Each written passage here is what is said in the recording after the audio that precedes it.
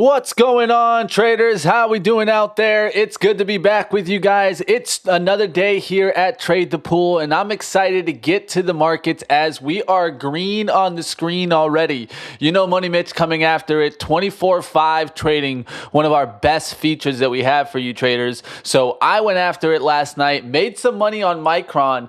The SPY is continuing to rise, and who was here calling maybe potentials all-time highs? Well, sound the alarm. Money Mitch is at it again, because there he goes.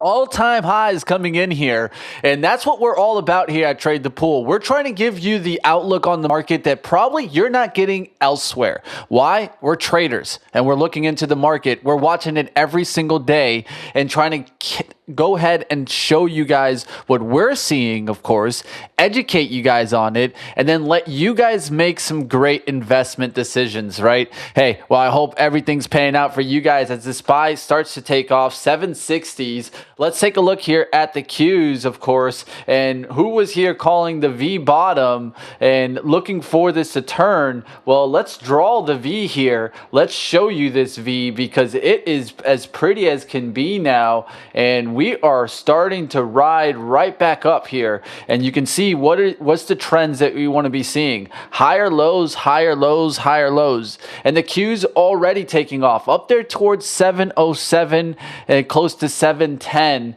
and continuing to push. Now we start to look to see if we can approach this trend line, and this trend line comes fast. It can be right there, right? This can make us move into the 720, 730 zone within potentially the next 2 weeks. So let's see how fast we get there. Of course, there's stocks that are lifting this morning and continuing to rise. We had good earnings that came in. Palantir with the lift, right? So we got a lot to talk about underneath the hood. Let's get to some playbook action. And first, I'd always love to catch some traders in the chat. So if this is your first day to the show or anybody out there, say hello. Say good morning. We always start with a nice good morning in the chat. Let's keep the party going and let's get to the playbook. Let's take a look at some trades.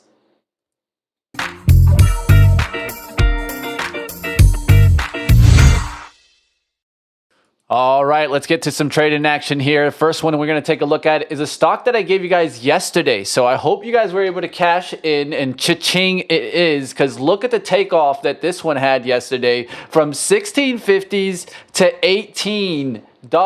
Yes, you heard that right. And I was giving this one at 15 on Thursday. So it's not like I just brought it up, right? And SoFi continued the rally here, continuing to move higher. And look how much of a rally that was yesterday. So I'm actually looking for this to continue to make a move. Now the key is look for the opening dump. Right? So SoFi is a very volatile stock where you have to a lot of the time sell the rip. There's some stocks that are so volatile that if you don't sell the rip, you're probably going to be upset because the stock comes back at you, right? So let's say you were buying yesterday in this first breakout around the $17 spot, right? Well, you're thinking you have the bag, right? It's up there to 18, you're up big, and you're thinking that you have it made, right? Well, today it's going to come probably back to test those buyers. Doesn't mean that it undercuts that 17, but it means that it'll probably come back and at least pressure some of their gains. So I'm going to actually look for a pocket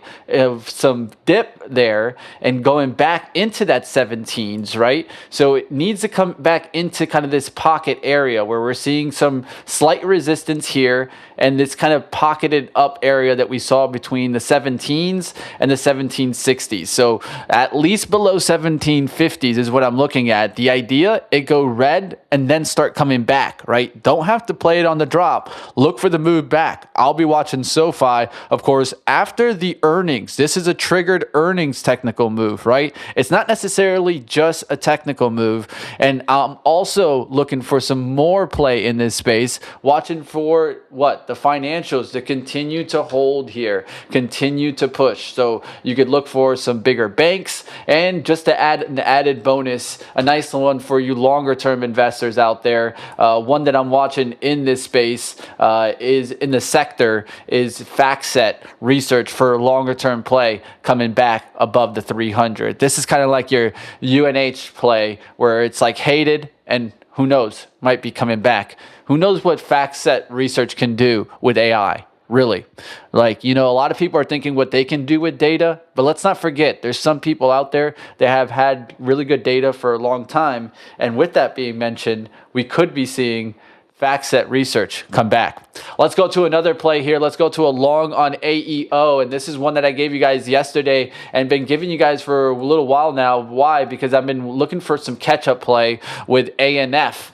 That's really the name that I gave you first in this space. And look at the takeoff that you've been seeing. We started mentioning this name in the 90s. It's now trading up there towards 108s. It just made it towards 100 last week. Pulls back 2 or 3 days. Catches the 9 EMA. You guys know how I love my 9 EMA. It comes right back into the 9 EMA at this 98, 99 area and then right back up, right? So really good looking trade there on ANF. And I've been talking about a potential squeeze on Lulu. Look how Lulu's starting to get prime and get back up there above the 1115s.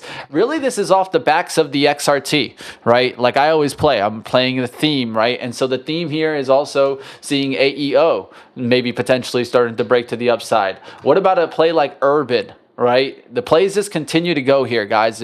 I can give plays, you know, left and right. This is the apparel catch-up trade. American Eagle, of course, pushed 4% to the close on yesterday's action. We'll see what happens here on AEO. Can he get back above this trend line, start breaking out, going for an 1850s 19 move, and then we'll look for the pullback, but maybe we go for a rip type of trade. This one could be a nice little day trade. Let's go to another trade that I gave you guys early yesterday, and this was on during the live action. I talked about First Solar, and I talked about it why, because of course, I even gave education on it. It's off the heels of the power expansion thesis backed by Google, right? They're going to be doing one of the biggest solar farms for Google. And this means what? Potentially more deals coming down the line with other big hyperscalers. Of course, First Solar would be the pick. Why? Because it's US solar panels. And we all know how Trump is about US things. So maybe you start to see more and more support for solar as the options for AI. And because of this, you see more deal framing work continuing in that section, in that sector. So if you look at the action from yesterday, look at SEDG, right? Look at an NXT reversal potentially today, right? Look for ENPH, right? To get that nice little lift, right? All these names could be playing in right now. We'll see what happens if these continue to fire alongside it. This is the AI solar breakout trade. We'll see if this hangs on. The theme today, the environment changes. And I've been talking about this since yesterday. Has the environment changed? Have we gone back into what's called the trend market? And that's more vital than anything. So here I'm calling it trend mode activated. And the broader tape now executing a dramatic regime change here as we went from a mean reversion market back into a powerful trending environment.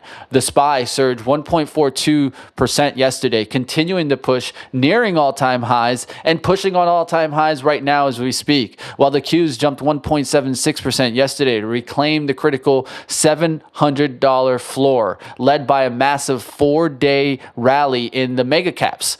Where were you getting that? Right here on Trade the Pool, of course. The balance sheets, Microsoft, Meta, Google, Amazon, all did really well on their reports and started to really drive back that action. That's where we got that 9.89% rebound from. And take a look at the mags. They're still looking good. Microsoft coming down a little bit overnight. I think that stock has gone a little bit too far. I was actually shorting it overnight. I took the gains in the overnight action, then even took a long on Micron. You guys will see. I'll show you guys the gain. Already made a nice little $200 on Micron to the long side. So we'll see what happens there. But critically, WTI oil collapsed 5% here back towards the $80. So re-injecting the disinflationary tailwind back into the market. We'll take a look how oil continues to kind of stay muted, or does it make a move here? That could really be something to look forward to. But of course, we saw industrials really making a move yesterday. Shout out to Steve and his cat. But we'll continue the party going. We got more action right here on Trade the Pool. I hope you guys are enjoying the action, enjoying the playbook, and enjoying the way that we're covering the markets and sticking with it. Let's catch up with some people in the chat before we get to the sunrise. What's going on, Day Trade Tony? How we doing out there? Palantir and AAOI, main movers of large cap overnight. Well, hey, I didn't give you Palantir because that was an earnings stock, but who was here talking about AAOI? You know, it's on my report, guys, and I love that I do reports. I was looking for AAOI. Why? Because it's one of those stocks that's down 40 to 50%. We need to be looking for those stocks that had their rolling bear market already, and those are the stocks that could potentially be getting some of that lift. So we going to those areas that are kind of been hit the hardest, right? And what you want to be looking is look into the fundamentals. Right? I know I'm saying the word. If Michael was here, he'd be throwing up, but look inside of it, right? Look at the fundamentals, see if you're seeing good earnings, right? Because if the fundamentals are there, what fundamentals do a lot of the times is they back stocks for a longer period than, let's say, technicals. Technicals are very more short-term focused, and sometimes you can see some bigger pullbacks. So in a name like AAOI, there's a lot of upside potential still, and I think that you're seeing that lift. And we mentioned yesterday, you could start seeing that in a coherent, right? You can start seeing that in stocks that have pulled back significantly, right? This stock was above 420s, went back towards 220s, right? Has had that 50% pullback. Coherent, let's talk about it like a GLW, right? A Corning, right? And I hate when it does this. I'm sorry, guys. There it goes. It's up there towards 157. Right? And where did this go? To 120s from above 270s. So these are the type of stocks that could have that nice wicked bounce back. Great to catch some conversation in the chat. That's what it's all about. Day trade, Tony. Appreciate you coming in here. And what's going on out there? Steve's another musician as well. Hey, you got to have some music playing, man. Honestly, I think we should play some music more often, but YouTube will hit us. But that's just how it is. We'll keep playing some more tunes for you guys. Joe in the chat, everybody in the chat, it's always good to see you guys out there. Want, of course, catch the sunrise report and get the playbook? Well, catch it in the Discord, of course, every single morning. That's where you need to be, guys. And don't forget, I'm actually going to be doing a bonus for you guys. I'm actually going to be putting out my report that I do on a daily basis, and I'm going to be putting that out only on the Discord. I will be talking a little bit about it on the show, of course, but if you want the actual report, you want to get the inside scoop, you want to be seeing what's going on, well, hey, check out the Discord. It's a full action report. It talks about everything from an executive summary. If you only had, let's say, 5 minutes or 2 minutes, read this, and it'll tell you a lot of what happened yesterday. Day Trade Tony, look what's right there, front and center. AAOI, baby. All right, we'll talk about it, but look at it, guys. It is a really great report. It gives you guys levels, industries to look at, right? What trades I'm looking into the market.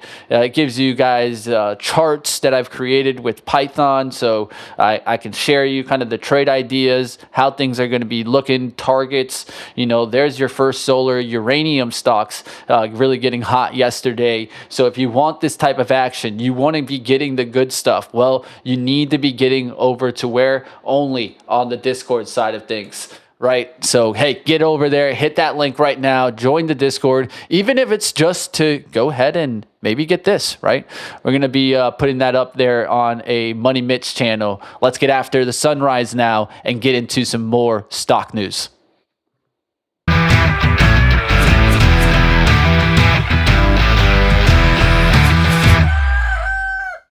All right, traders, so the reversal is complete here as we start to see a big liftoff, right? And the SPY continuing to move. Let's go even towards the 15-minute chart as we rip there towards the 760 50s. There you guys have it. If we take a look here on the chart, what is this high here? That high is 760.39 there, right? So at this point, we are starting our descent above the all-time highs, ascent above the all-time highs here, and you guys can see it. We just broke above that, now pulling back on it. So this is really good action. The Dow closing at a record. Amazon crossed the 3 trillion market cap for the first time. The ISM manufacturing punched into expansion for the first time in nearly 3 years. This is where I've been focused on in the past. Remember at the beginning part of the year where I was talking about an industrial revolution? Well, focus on it. If oil can come down, the XLI can get going again. And this is helping all parts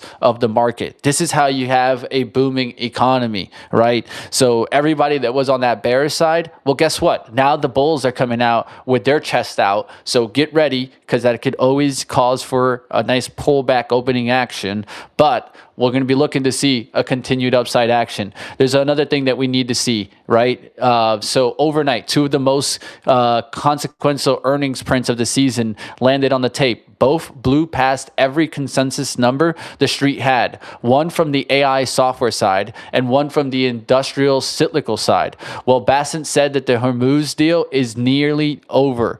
Every one of those things says that the last 2 weeks of this AI panic and Fed dysfunction was just noise and not the signal. The tape gets the test, of course, in the thesis today. AMD reporting after the close. 7.2 million job openings due at 10 o'clock. So we'll see what happens there. And we'll look to see on AMD's report tonight. Catch us on the earnings stream. My man Steve will be there. I'm sure he'll have some other traders. We'll cover it. We'll be catching the live action there. And of course, have a giveaway like always.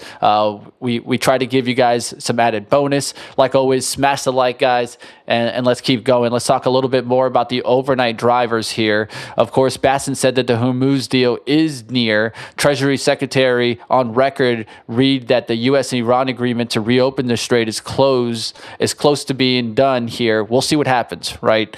Right now, we are taking a look at the oil action, and right now, it's just kind of stabilizing, right? You're seeing kind of a little bit of a back and forth, right? It ticked lower for the second session, extending Monday's 5% decline, but it's not a huge drop. But this is how oil does. It comes and flows, right? Asia, though, stabilizing on the trade as the South Korean closed up 1.62%. And that was the trade and the reason why I was going long on Micron. Micron continuing this morning now as it starts to get up there to 867s. I was playing it overnight for the overnight session. Of course, you guys have known that I've been trying to take these around the kind of the midnight to 1 a.m. session. And look at the rise there. Was it able to get out around like the 854s on this pullback? It kind of clipped me as I set a stop there at the 5 a.m. I said, you know what, I'm going to go ahead and set the stop. But it could have kept riding it up, right? And it's riding into the open here. We'll take a look to see if the memory trade can bounce back, right? And just to mention SK Hynix, right? You're seeing SK Hynix up. You're seeing SNDK up. Right? They're all looking good. Reason why? The Cosby was able to catch. So remember how I was talking yesterday about where Steve was taking this trade. This was the laggard trade. This was the trade that was hit hard down. Also trades that are down 30, 40, 50%, right? These are the trades that we should be looking at to see if we get some strong recovery action today. All right, we'll see continued action in the market. Let's go to some pre-market drivers. Of course, Palantir is on the tape. Let's get to that action. Palantir, of course, up on earnings and getting the spike and continuing to hold. Remember what I talked about yesterday was one of the environment signal changes is that we see stocks that have good earnings actually continue to hold. And that is a vital sign for this trade. Now Palantir is up and holding well, up 16%. The quarter the bears said couldn't happen. Q2 revenue at $1.94 billion against a $1.8 billion consensus, up 93% year over year. Adjusted EPS at 41 cents versus 35 expected. U.S. commercial revenue up 149% year over year to $764 million. Total contract value up 49% to $3.37 billion. The Rule of 40 score at 155%. So the GAAP operating margin also showing strength here at 47%. The management raising the revenue guidance, showing you some strong action there. Full $500 million above the prior 7.65 and 7.6 billion range. So it was a great quarter. CEO Alex Karp called it otherworldly and framed the story as sovereign AI. Stock had fallen 40%, of course, from its peak into the print. Hint, hint, right? 40% from its peak into the print. And it's opening up a third of that back in a single session. That's even the AI caught it, right?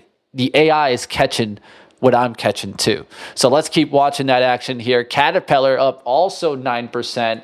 Of course, yesterday you saw Steve saying, watch for the cat. The cat is out the hat, and the cat knew it. So thanks to Cleo out there, and shout out to the cat Cleo. Look at the cat right back up there to the 926. And this is kind of your industrial drive. This is a stock you want to see kind of getting the lead. So I will give you guys the numbers here. But before I give you the numbers, why not give you a trade idea? What about Palantir off of the heels of this earnings? So watch for this stock to potentially get a lift off today. And then Deere off of the earnings, right? So all of these could be potentially getting the lift. It's already showing signals, so I'd look for, red to green action. But you could also see like a company like AGRO start to get a lift. Is it AGCO? Hold on 1 second here, guys. I just want to confirm the trade here for you guys, because there's another ticker that's kind of unknown or not as heavily followed. I think it's AGR. It's AGCO. Yeah, AGCO. So AGCO. All right, so we'll look for this one to make a move also off the heels of that report. This is what you call leaders to laggards. So the leader makes the move, and then you look for all stocks that are slightly related or have high correlation to play in. This is a trade strategy that I'm giving you right here. All right, let's take a look here at the CAT numbers. Up, of course, 9% this morning. In the first quarter of the company's history, above the $20 billion in sales. You heard that right. The first quarter of this company, that is a very old company, may I say that, right, of hitting above 20 billion. Revenues at 20.5 billion, up 24% year over year. Adjusted EPS at 8.7 versus a 6.2 consensus, a 32% beat. 9.4 billion in new orders, taking the backlog to a record 72.1 billion. The construction industry sales up 35%, with North American construction demand up 50%. Power and energy 17%, with data center power generation up 29%. You're seeing these numbers and it's just outrageous, right? Operating margins expanding to 20.9 from 17.3, right? So the margins are going higher here as the business is making more money. That is what you call gas pedal. 4-year tariff cost forecast cut to roughly 2.2 billion from the prior 2.2 to 2.6 billion range. So essentially now they were already expecting and weighing in costs on the full year tariff side that are now expected to come down. So another push on the gas pedal. This is what you call a first to second gear power shift. As the company really starts to take off here, I'd be looking at potential all-time highs coming soon.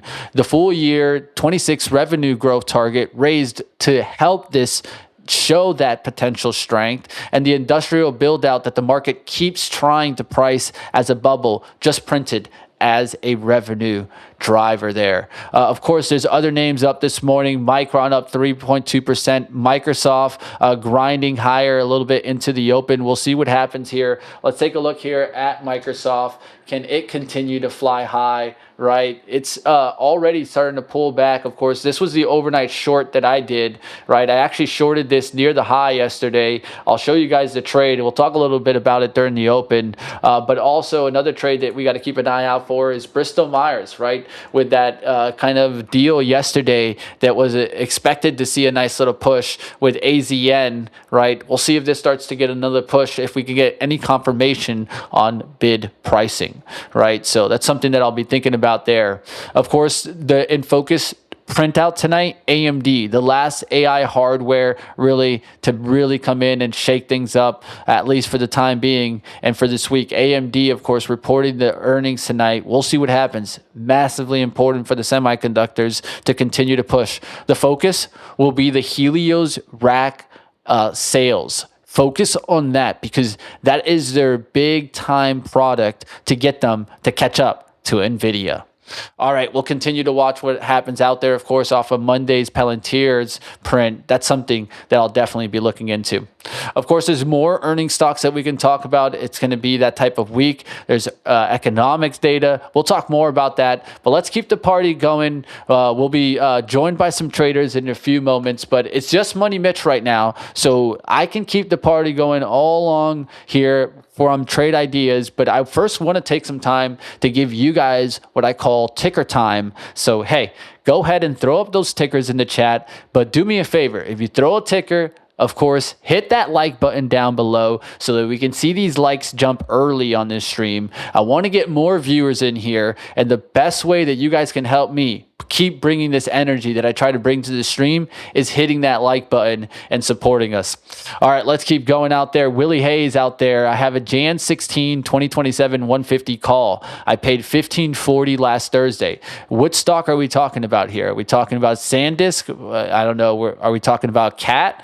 Just let me know, my friend. You didn't give me the stock at least, but I definitely won't mind if it looks to run, right? Let me know what stock's out there. I'm seeing TAC talk about it here. We did buy LRCRX, trimmed a little bit of an arm. Let's take a look really quickly at an LRCRX, of course, one of the leaders in the semiconductor equipment stocks and starting to bounce. This is why I like these names. I like this trade too, TAC, because the truth is these stocks, there's like a six collection here, and I call them they're like the monopoly names, right? Where you can't necessarily get away from them if you're going to build semiconductors, right? If you're building chips, there's no getting around them, right? So we're talking your ASML, your AMAT, your LRCRX, your KLAC, your TER, right? And your MKR, right? Those stocks I really like here, and they're all looking like the bounce. Every single one of these,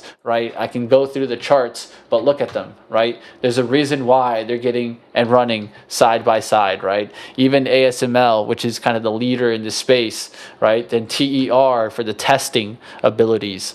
And then your packaging with your AMKR, right? So that's packaging here.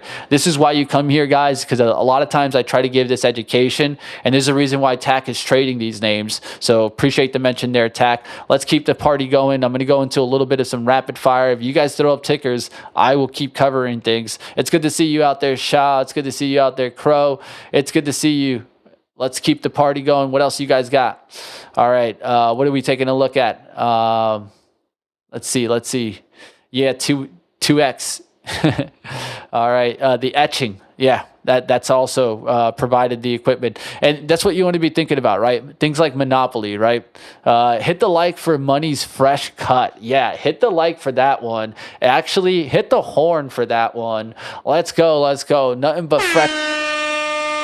We're looking good. We're getting after the markets. That's the way it goes. You know where you're at. It's Trade the Pool, guys. Hit that like. Let's keep the party going. Let's take a look here at a penny stock, I feel like. DXST. Let's take a look at that one. All right, guys, it's 9:13. Producer, keep me honest. We'll get ready for the open around 9:25. I'm going to keep going through stocks, but I want to be ready because I want to tackle this open here. Let's keep it going. It's good to see you out there. And Ken, you know what? You're the best, my friend. You're the best. It's not me. I'm here for you guys, and you guys give me the energy. You guys show up every day, and that's really what I'm here for. It's my way of giving it back to you guys. A lot of people gave it to me to get to the level that I got to. So let's keep the party going. Let's keep paying back to other traders. That's why I always tell you guys to hit the share, because that's what it does. It gives this ability and my ability to kind of educate and get it to others. All right, let's keep the party going. DXST. So a lot of times when we're playing penny stock, what are we first thing we want to do, right? I'm sure Day Trade Tony does the same thing. Is look in the background, right? Look at what's been around, right? Smoke Tuna, Crow. You guys can weigh in on these, especially. You guys, I would call you guys the small cap experts in the chat, and really more like momentum experts. So you guys let me know how you guys feel on this one. DXST right now going up there towards the $3 spot, looking like it wants to break 3, right? So the first thing I look at is this bunch up to the left, and it can tell me that, yeah, this was a battleground here at $3, right? So ever since then, you tried to make it come back in this period where it went through 3 and it struggled, right? And now you're having that third attempt back to kind of get back into there. So this $3 area is going to be a struggle. But if we can pop above this high here, the high there of 319, watch for a potential wash the first time. But after that, that's where I'm going to look for some strength to kind of hold. And if this thing really wants to make the move, it's probably going to be above that level, right? Look at this morning, how it was fighting this whole morning, right? So after hours yesterday into the after hours gets to pop and drops right back through that level, right? Then tries to pop here in the after hours in the nighttime, then fails, wicks. So really a lot of selling pressure above 320s here, right? So we can clean it up a little bit, and we're going to pull this up a little bit to where more the price action's been holding. We used the daily chart to set the level. Now we're using the intraday levels to get a little bit closer to where we're seeing resistance. So we're going to put it up there towards the 329s. We'll set an alert there. I'll let you guys know if it breaks that during the day, and we're looking for undercuts of the support out the gates. Liquidity sweeps back through this, right? Some sweeps back into the 250s, and then a move back to the upside. So the way that I see the trade is a quick little pullback and then a move right back to the upside, right? So that's what I'd be looking for. And then the key is when you get this type of pop, a lot of times you'll get a pop and then a quick drop, right? So when I get this quick drop into this area, that's kind of the area where I would like to see myself take a shot, right? Because then that gives me kind of more of that stair step approach into the play, right? So I hope that you guys appreciate me drawing out the play, drawing out the way that I see the trade, right? And when you do these, it doesn't mean that it has to do this. This is scenario, right? You can draw multiple scenarios in your mind of how you expect the price action to be. This is strategy, right? What are your strategies that you're going to be able to take this trade, right? Because a lot of times you need to have multiple. Can you play scalps to the upside on high to day breaks? Can you play red to green dips on potentially, let's say, view out recoveries, right? And risk off the lows? What type of strategies do you have in your tool belt? All right, let's keep the party going. Let's talk about some more trade ideas out there. QNME is one here, and I trust Smoke Tuna here. So let's take a look here. QMNE. I'm getting that one wrong. Let me just put it up a little bit. QNME. All right, there we go. I got that right here up there towards the $1 spot. Just broke the $1 area, and we know the $1 zone can be a magnet, right? So stocks below $1 have a tendency of getting above $1, then reloading through it, right? So you see one pop through $1, you see two pops through $1. The third, liquidity search, like I always talk about. Here's that liquidity search. There's the recovery now. So now you look for the pop and then the pullback, right? So here's your pop action that I just told you guys on that stock that we just looked at, right? Now you look for the pullback action to play in off that $1 reload. You see it go to $1 and reload right here, right? So it reloads through here, it reloads here. Now it has the potential to try to get through the 120s. Let's see it do it. Let's see if it gets it right now. This is fun because literally the strategy that I kind of just talked about is what we're seeing happening, right? So now we'd look for some strength to play in and it not break the $1. It hold that $1 and continue going. This is the type of stuff you get right here on Trade the Pool, where majority of the times no one else is going to be able to move from, let's say, talking about mega caps to the small caps to telling you guys about themes, right? This is what I try to bring every day and bring the action. All right, let's keep the party going. I'm seeing a lot more stocks running into the chat, so that's what I like to see here. It did hit 350 earlier. I'm seeing the chat kind of keep jumping there. We take that money. Let's get it. One whale can crush a million poor penny traders. I've been victim of it. I agree, Willie. There's a reason why you got to be careful if you're playing these. The truth is, you're always playing with the understanding that your risk is always potentially zero, right? Like you can lose this trade completely. That's how I would take the mentality of taking penny stocks. A lot of times, I think it's about learning how to size up when the trade is working for you, Willie, and being really low size in these names when you're just feeling the trade, when you're just trying to understand where the action is going, right? Like let's say in this trade right here that I just described, that would be me kind of loading in, taking feelers below $1. And then when this thing popped above $1 here to 120s, that would be me reloading at $1. Then that's me reloading at $1. And then really taking a position. This is like a third of what I want to really take. But once it gets to 120, I jump on big, because then I'm in a position of strength. Yes, it's going to pull my average maybe closer to 110, but I'm in at 110 in the green with a big size and looking to make some money. This is kind of how you have to approach things. But yes, you can always get wrecked in penny stocks. Trust me, I've lost $750 in less than 2 milliseconds. So I know exactly how it can happen. All right, let's keep going out there, guys. Let's keep taking a look at some more traders. It's good to see you out there. Snowman, what's up? What's up? How we doing? What about SPCX earnings? Let's take a look there. Let's try to pull up here SPCX earnings. I can give you a quick outlook. I don't have it this moment, but I can give you guys that in just a second here, right? So just give me one quick second here to kind of get you guys a quick outlook there on SpaceX. I did not cover it here. But I do think it could get a little bit of a push. But let me get you guys the actual numbers here to kind of cover it. It'd take me 2 seconds here. Of course, it's reporting earnings today after the close. But the interesting conversation here, guys, and I think this is important. This is with the information that I try to give you guys and why I did the research really quickly here. So I'm going to throw it up in the chat here. And I think this is important there. Producer, if you want, you can throw that on the screen. I just threw it up there. But the idea here is that they do report earnings today, right, after the market close. But the conference call is set at 8:30 p.m. Eastern. The reason why that's very interesting is that we could get potentially earnings that knock the stock down. And let me go to SpaceX here so that we can get off the penny stock game here.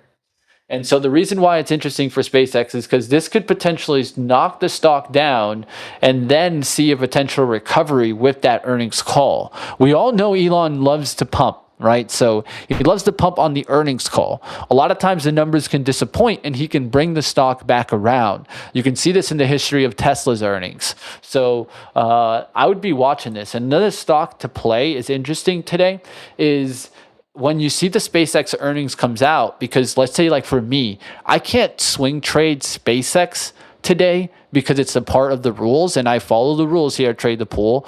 But what I could do is I could swing trade Tesla today, which is more than likely going to run with SpaceX if it does a good trade overnight with the earnings. So that's just another kind of strategy to kind of take a look at here. But I'll be watching to see what happens there in SpaceX. You guys know how I feel about long term. I'm looking for the opportunity below 100. And I think it can bounce here because it has had some sideways consolidation. So it does have the potential to play in even today as a scalp opportunity. So we'll see what happens there in SpaceX if it can continue just being like a quick scalp today, kind of a run into the earnings and then a sell off right towards the close. We can see these happen often. All right, guys, it's 9:23 here. We're going to keep the party going here. It's a lot to go into, guys. In a second here, we'll play a little bit of a I'll try to get you guys a little bit of some education coming up here in a little bit here, guys. We're going to have a fun day here planned, and we got a lot to get into. I know that I'm going to be joined by the best mustache in Wall Street again. That alone tells me that we should be all right. All right, guys, we'll be taking a look at the market. Let's go back to the market, of course, and we can take a look at some AI scanners out there. course, I'll just throw them really quickly on the screen just to kind of give you guys some of the outlook that I always have on my screen. I always have like a stocks that are hot kind of thing, but look at the AI scanner on the right-hand side and look at that, right? Like a green on the screen, baby. There's a couple of names that are red, and they're not red by much. I'll be looking to see what happens to those. Micron, of course, getting that nice little push. We talked about why that one could be getting the lift, but you're seeing also names like LITE and Fabrinet. Fabrinet is a name that is what? Another stock that's been down 30, 40, 50% that we should be targeting. So Fabrinet already getting this nice little tweak in the morning, already starting to get this nice little comeback trade, right? And what is this stock? Another stock that's doing that move, right? We're looking for the stocks that have actually been beaten down in the last month or two as being the potential stocks that could have the best reversal.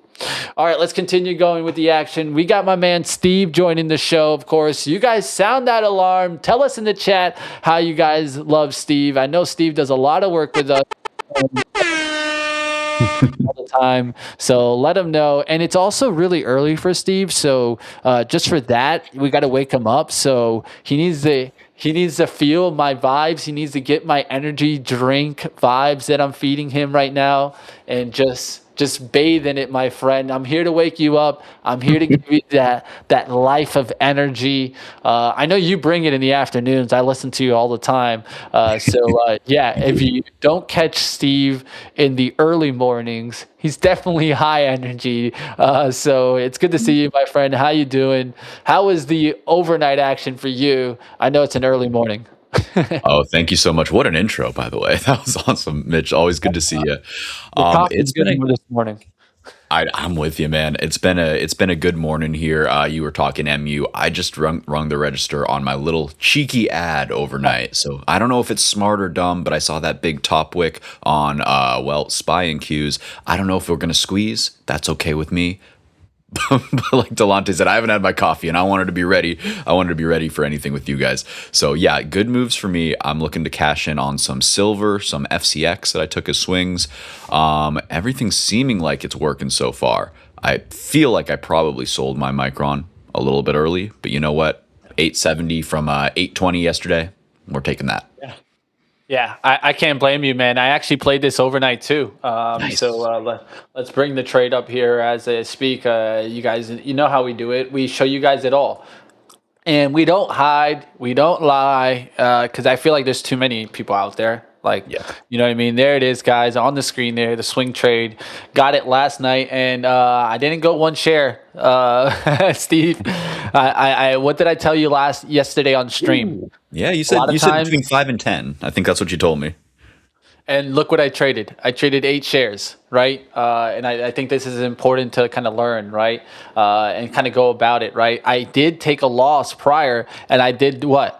I stepped up a little too much. I did 15 shares, but you see how that became a loss, right? Yeah. Because what happened was the volatility started to shake me out in the middle of the night. But that's important to see, right? I like to show you guys it all, guys. I like to, and this is the even more telling sign. What did I tell you guys? Where am I getting the most edge? I'm getting the most edge at 12:46 to 1 a.m. On the trade, right? So, hey, these are late night trades. Be careful out there. It's definitely for what I call the werewolves out there. But Steve's one of those late night werewolves because he's on the west side. So it's really not that late for him, right? It could be a lot worse. 1 a.m. for me is what? We're talking, what, 11 for you or something? Yeah. It's doable. 11. Yeah, that's when I'm sharpest, I'd say. So yeah, I do some of the futures traders, and so you'll catch me with fivers over there as well. But in general, I like my decisions in the morning session to be pretty controlled. You know, I like to kind of know what I'm doing, have a script beforehand, because like you said, it is early. It's the break of dawn over here. There's no sun out there to look at, so I feel like my circadian rhythms are all messed up. So yeah, I'm trying to play it nice and easy here. What are you looking for most in this morning session, especially on a big gap up like this? Do you think we just scream out the gate, or do we need a little healthy pullback? I think what we need to do is, we need the pullback, but will we get it? I think what the Yeah. truth is what we want to see here is a little bit of some piston at bay. I think sideways is the best option here, Steve, Yeah. because I love that.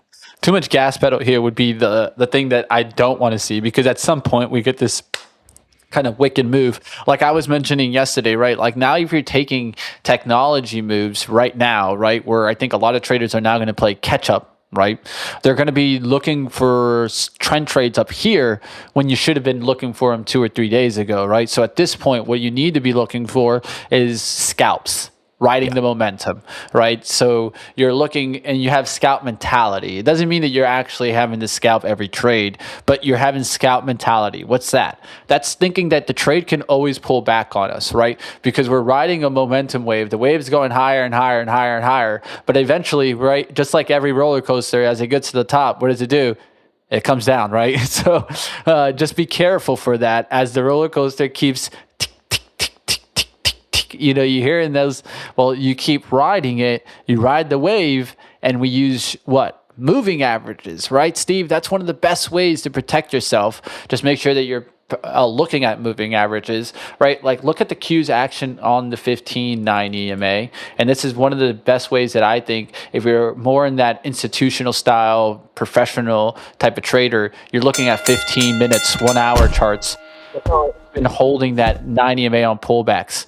There's wicked movements back that kind of wash, but quick recoveries. So I would be looking at maybe a little bit deeper time frame on the 15. Maybe you're using like a 20, and you're using that as your mentality. If the Q's breaks the 20 EMA, you get out. Right, and use that mentality. Right, we'll see what happens here. I'll watch the action at the open. What I'm really looking for is more rotation, healthcare, financials, industrials to play. If energy can continue down, if the XLE can continue shaking to the downside, that's how you get that trade higher. Here's the Q starting out the gates with a quick little push.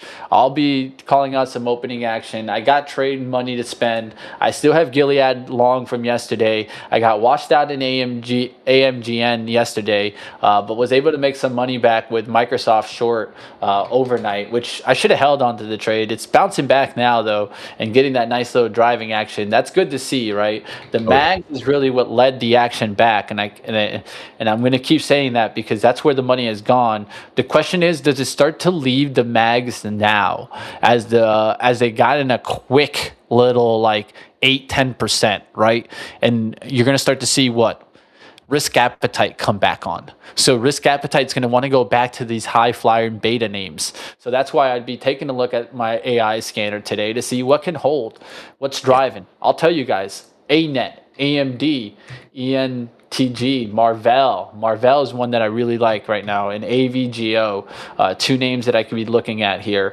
AMKR in the semiconductor equipment material names. I like that name. Yes, sir. Yeah.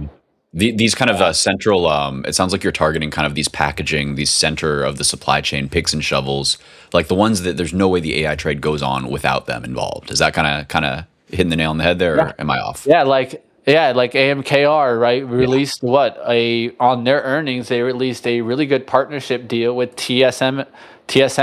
And like I mentioned before you came on, Steve, I call these stocks the monopoly stocks of semiconductors. You can't get around them, right? There's no getting around a TER. There's no getting around an ASML, right? These stocks just provide too much for the industry, right? So if the party's not going to stop, they're going to keep playing along. Micron, starting the day, holding strong, holding steady here. I'm going to start looking at SK Hynix. I think that's one that could be in play today. It's doing well right out the gates here and holding well. The same thing. I think Micron's actually lagging SK Hynix. So I'll go play the leader. Let's see if we can get a good little takeoff here right out the gates. I'm going to go for the really small starter right here. 10 shares, small starter. This is what you call a feeler trade, right? I'm just trying to feel the market, see if it's just going to do a takeoff here. If it cuts me out at 149, well, so be it, right? So that's just a $20 risk here to start the day to see if the action goes in my favor. If it starts going in my favor, I'll look for pullbacks for ads to really put the size on, right? But let's just see if we're going for a nice memory breakout today, Steve. I know that you and I already took this trade overnight, and that's how it happens a lot. Steve and I get out, and all of a sudden the stock rips another 10, 20%. Well, let's see if it wants to do it. This is me giving it that opportunity. You're letting it happen, and I respect it. I'm probably going to get back in on the breakout of the high here just because I want that exposure in my port. It's been a very good day, so I didn't want to overstretch myself, but now it's looking like, hey, they want to reward us more. I shouldn't say no to more money. I mean, I have a good entry. I can get back in. No, you should definitely not say no to more money. Bloom Energy, another one that could be continuing. Of course, you guys know how I love CEG yesterday. Already in the green with that trade. We're going to let that baby cook for a little bit. But let's go looking at potential dip buys in independent power producers. So that's going to be an area that I'll look for dip buys today, right? So I'll look for quick dips back towards like 265s that were really strong yesterday to come back into play. But Bloom Energy loves to run things over. Every time I look for a short on Bloom Energy, it runs me over. So I'm actually looking for this one to continue the strength and kind of go against what the industry was doing. Another beta player in the space is FLNC. If you guys don't know this one. A lot. I mentioned this one back, Steve, just to mention, I mentioned this one back at 13s. It's come back to 13s and given us the opportunity to play in again on a high flying beta name. I love the way this one trades. Look at that red to green action. Right? This is what I like to see. This is called change in environment. We talked about this yesterday. So this is looking really good. High beta name coming right back up. So now I could play in 1580s, but I'd chase. So what I'm going to look for is the quick pullback below back to 1550s here and then try to play FLNC. But we'll see if I get that opportunity. All right, coming. That's such a fun name. Sorry to interrupt you there. Just love seeing somebody else knowing about it, let alone trading it. Yep, it's definitely a specific player in AI power, right? ENTG, one of your high flyers of the day, doesn't look too bad. This is also an AI play, but this is a less known AI play. ENTG, of course, this is in your semiconductor equipment material names, one of those monopoly names, just had earnings, and it's reacting really well. It's on a good day for this name, because it had the earnings and the space is doing well. Another area doing really well, space software infrastructure. Oracle at play here. Palantir is still doing well. PanW doing well. The cybersecurity names doing well. It's time for Zscaler's breakout. It's on the breakout. Steve, we just missed it. Zscaler breakout. I've been waiting for this 155 breakout for a really long time here on Zscaler. So let's see if we can get a pullback entry here. Any type of pullback to the 9, and I'm a buyer. You guys yell at me. I'm putting multiple alerts there. I'm like, come back. I can't chase. I won't chase, but I'll be a buyer if it comes back. Speaking of not chasing, Mitch, I'm actually hoping I get stopped out on Micron here because I don't want to see it scream. I want to see him cool off a little bit more. And just straight up like this worries me. I would be totally fine with getting stopped out for about 10, 15 bucks here and just letting the sector cool down because, I don't know, my profit loss has gone up too fast today for me to be able to hold the stuff, which means please let it rest so I can buy back in too, That's where I'm kind of at right now. I'm about to close this Micron. I don't like it. And I hope that I'm wrong. This is a higher low and you get paid. That's what I'm hoping right now. But if it does come down, then we both get more chances to buy the dip long term. That's how I'm feeling. All right, guys, I'm trying to get some love right here. I'm trying to play the airline move here for the energy move down here. So let's see if I can grab a little bit here and see a quick little pop here. So I can get up to 200 shares. I just grabbed there 100 shares, willing to grab a little bit more on a pullback. Red to green actions are what I'm trying to play. So if I don't see red to green action right now, I'm not playing. Just literally yell at me if you see me play anything else other than that. You yell in the chat. Money Mitch, you said you wouldn't do this, dude. You said you wouldn't do this. What's going on, chat? What are we looking at? I see QNME rocket. There we go. Sound that alarm. Let's go. What are you guys And talking wow, about in look the at that. chat there? Palantir, markets open, and you're talking about potential tickers. That's pre-market talk. What do you mean? I'm talking about actual action. I'm talking Talking about about what I'm seeing practice. right Come on. now. Talking about like, practice. I'll talk about this right here, what you don't see, right? And I don't like to bring on, other tools, right? Because, we're trade the pool. But what I'm doing is I'm going through change from the open. So just to Oh, kind of like prove that completely wrong, the number one stat that I focus is change from the open. So this means that I'm focused on exactly what's going up from the opening tick, not overnight action. Overnight action is what you see here, right? But I do this really nice feature that I compare overnight action 2%, 2.3% technology, right? Up is technology equally weighted. But then you look at from the open, up 1.2. Then that tells me what? Basic materials taking the lead, aluminum, copper yes. going Let's higher for. go. I took And these are on copper and alerts. I love it, man. I took copper and silver swings. I cashed both of them in for nice moves because I took degen contract choices. But I think that we're in the right place here. I love that you're on board with the basic materials play. Mhm. What I'm seeing also is a big move in photonics. Lumentum, LITE, absolutely ripper. I wish I held my shares from 650. But what I'm Yeah. seeing, I think, is Hey, that kind of. just to interrupt, Steve, just so Of that we course. can see your look, can you share Oh your yeah. charts with us, my friend? Sure. Thank you. I thought I did. There's the no coffee. Also, Mitch, this is embarrassing. I didn't have a chance to tell you why I was a few minutes late. My glasses, I don't think you can tell, so I didn't mention it, but I just stepped on them out of the shower this morning. So bear with me. I'm a little bit frazzled. It's one of Dude, these look at tabs. It's in here somewhere. I don't know if the green screen will allow it, but look at these headphones. I did the same thing. I just sat on them the other day, so No. don't worry. Story of life. Story of life, dude. It'd be like that sometimes. Oh wow, Soxel strong here, trying to hold the line. I just want to see a little bit of pullback in chips. Am I crazy? All right, let me get that screen up for y'all. I really like SCCO today. I'm going to look for some pullback action here, but that's one of my favorite names. I love FCX. I love this area. Look, I was talking about yesterday. Look for MP materials to get the lift. USAR, right? I talked about this yesterday. What did I give you yesterday, Steve? LEU. Did you see the You nice did. breakout there? That's looking really good. I think these basic materials are really starting to turn here. So you could look for the names that are maybe lagging. I don't want to try the ones that are way too far. Like let's say USAR is already up like 20% from yesterday. So it's kind of hard, Jeez, is it right? really? But Wow. Man, I remember thinking 13 such a big long-term level. I should probably just buy some. It'll probably yeah, be up from there. Yeah, nope. Should have nope. pulled the trigger there. Oh, Mitch, by the way, let me see. Let me know if my screen's sharing.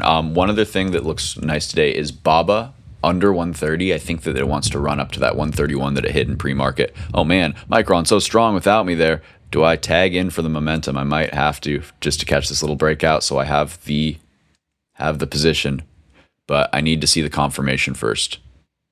I'll tell you what gives us confirmation. Lift off from SK Hynix, man. So watch for Mm, that. You know who's in their starter. I'm ready to add and go in sizing here in a second if we can get the breakout. love it, love it, love it. I did take the scalp. I'm gonna be out fast if it doesn't work. I'm just trying to play momentum, just trying to keep my foot in the door basically with this trade. So I'm fine with losing $5 here, $10 here. The point is that I want a Micron share up there at 13, 14, 1500, and I don't want to be sitting going, why did I sell for $5, whatever here for chump change? So big candle here into 879, and I think now I put my stop right under that 864 and I just let it cook because that's a big strong candle and we love to see it. Boom. There's SK Hynix back up to 152s now starting to get going. Now I'm trying to add the size in here, guys. So orders out to add another 50 shares right behind it. And I don't mind adding like 10 shares at 152. I just don't want to add too much at the top, right? So I'm looking to just add a little bit here and look for the big order to fill on the pullback. So there it is, a little size just to help me if it stock just goes, right? But really where I'm looking at is the pullback to the 9 EMA, and then we can send this bad boy. Let's see what happens. SK Hynix also looking good on Gilead. I'm still holding in on that, and I have some love here that's holding in on the 9 EMA.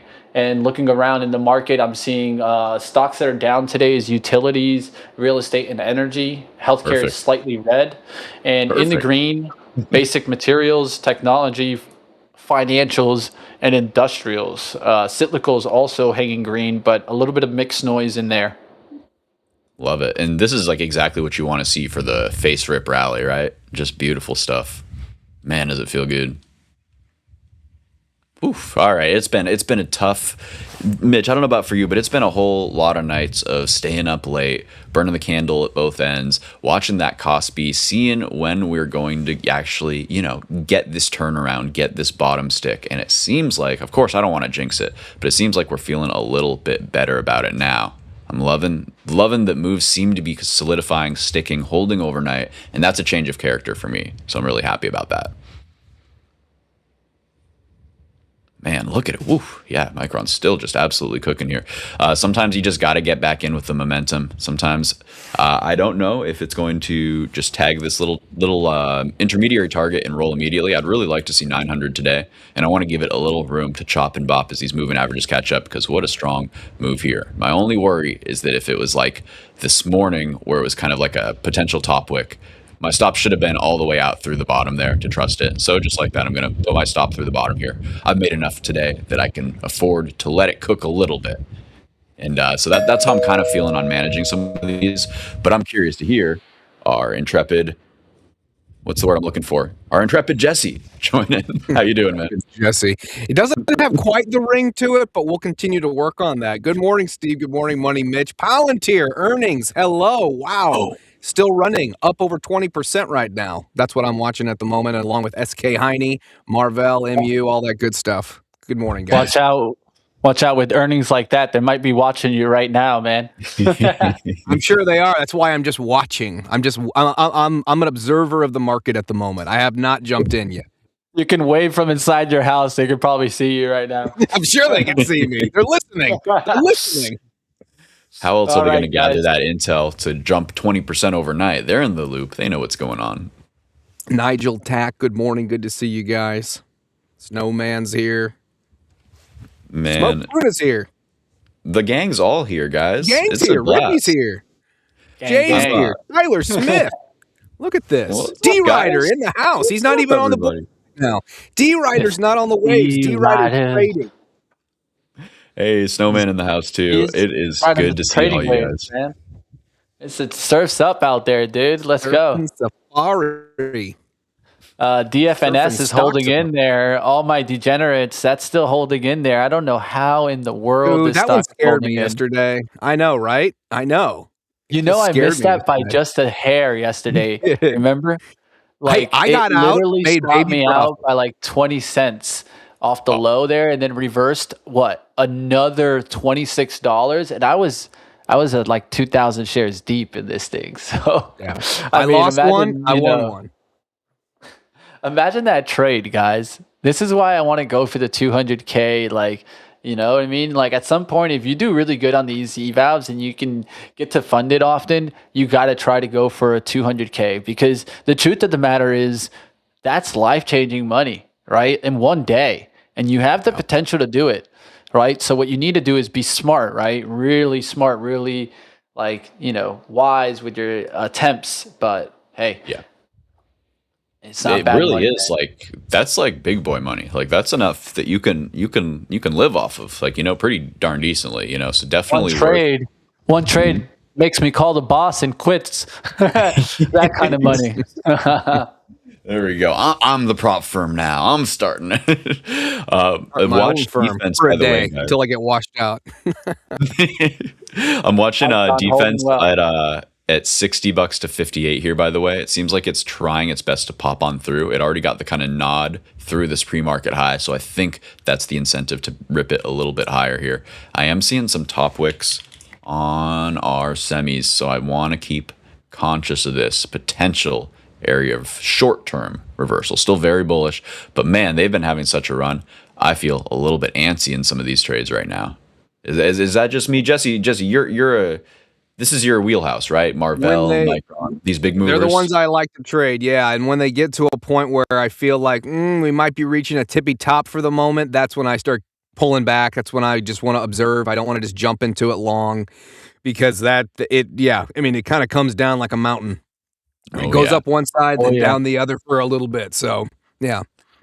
The key is think like 10% accuracy, 10% accuracy, right? Like you got to almost think that every trade's going to be a loss. So protect yourself until it isn't, right? And then you can size up. But literally, that's the way I take it a lot of the times, guys. I'm thinking to myself, I got to be like, yo, just protect yourself, protect yourself. Capital preservation first, and then gas pedal when you see wins, right? That's the way I think is the best way to go about things. All right, SPY continuing, and what does it do?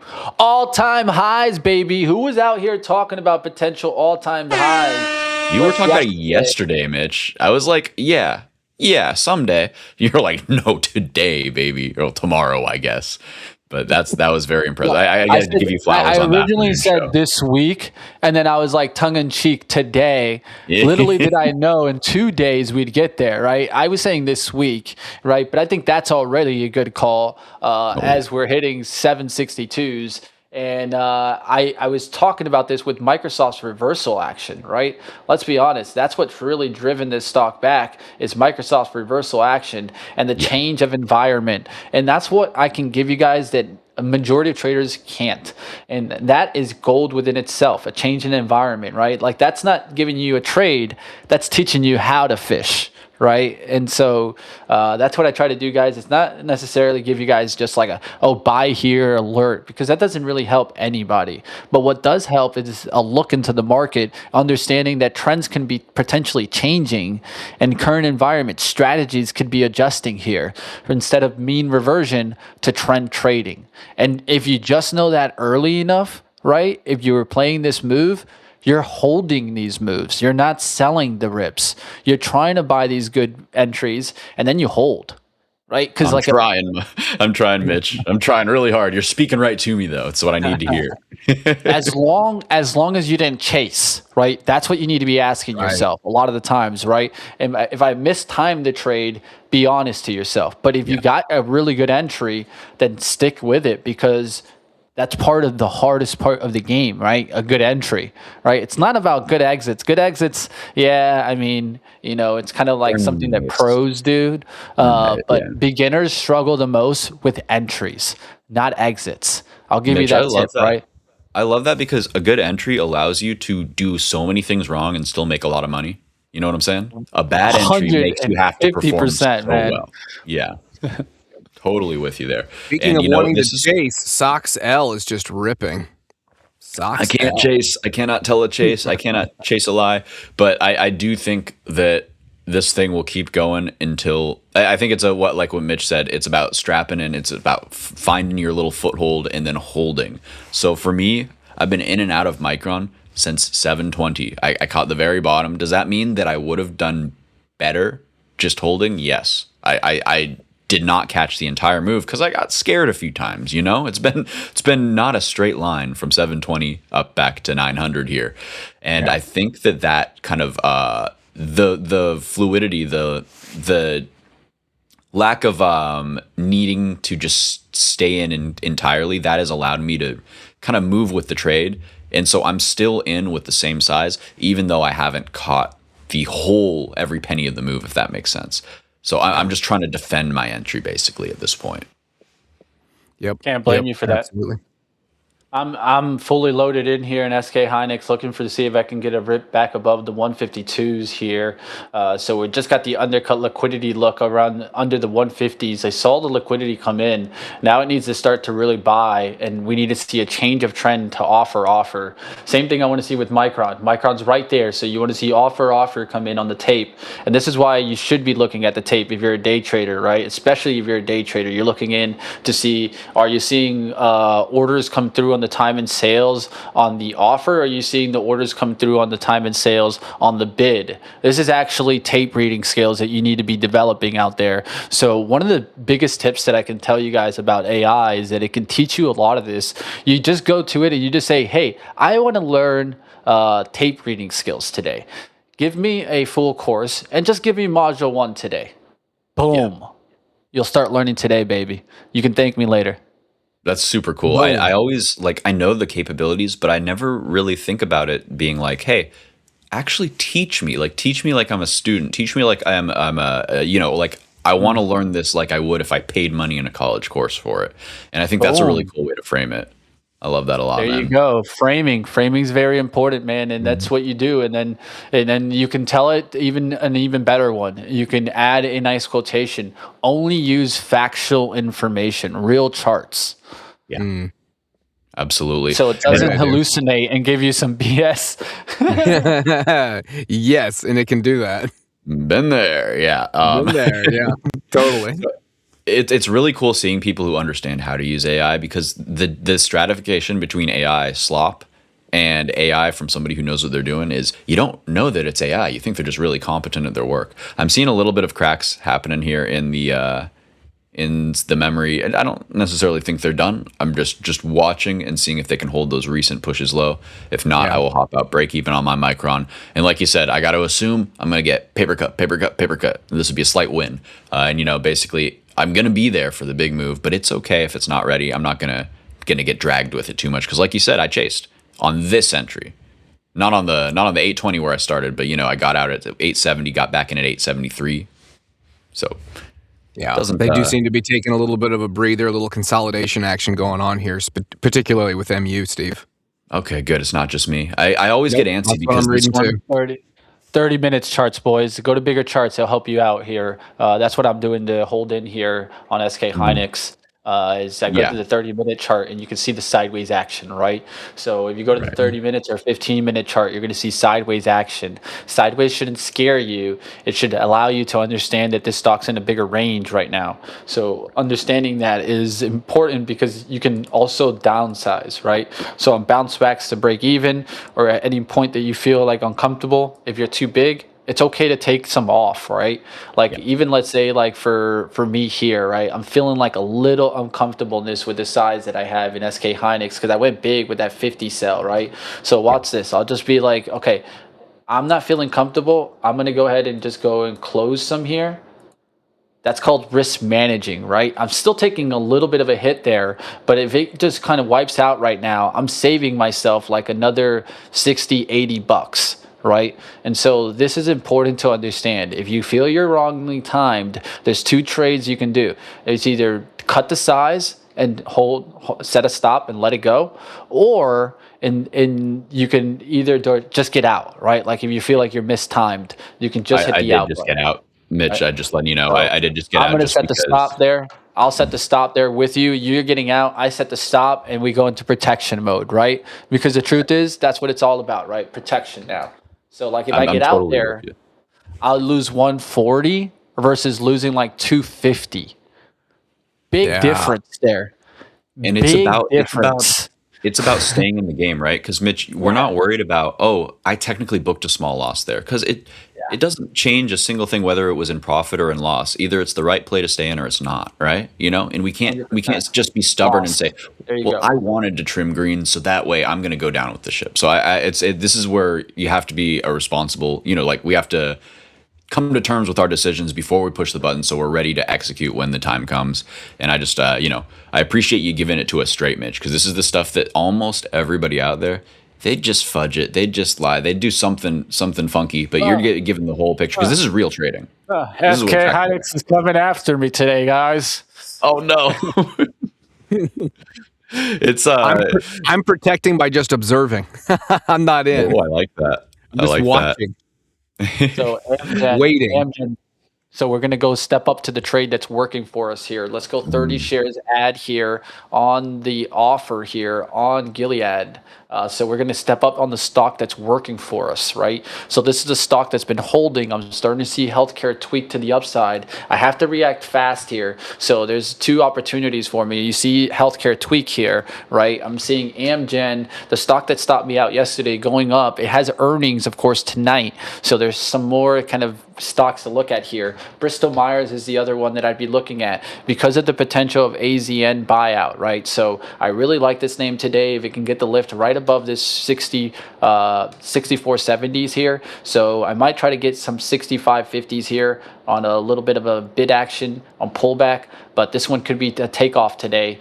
And why? Because maybe we get some bid news, right? What if they come out that they're willing to offer $80? This thing goes close to 80 in almost an instant, in a pop, right? So this is what we call risk arbitrage type of trade. You got to look into that if you want to kind of take a part of this, but I think there's some premium upside potential. Love that. That's a fun one there.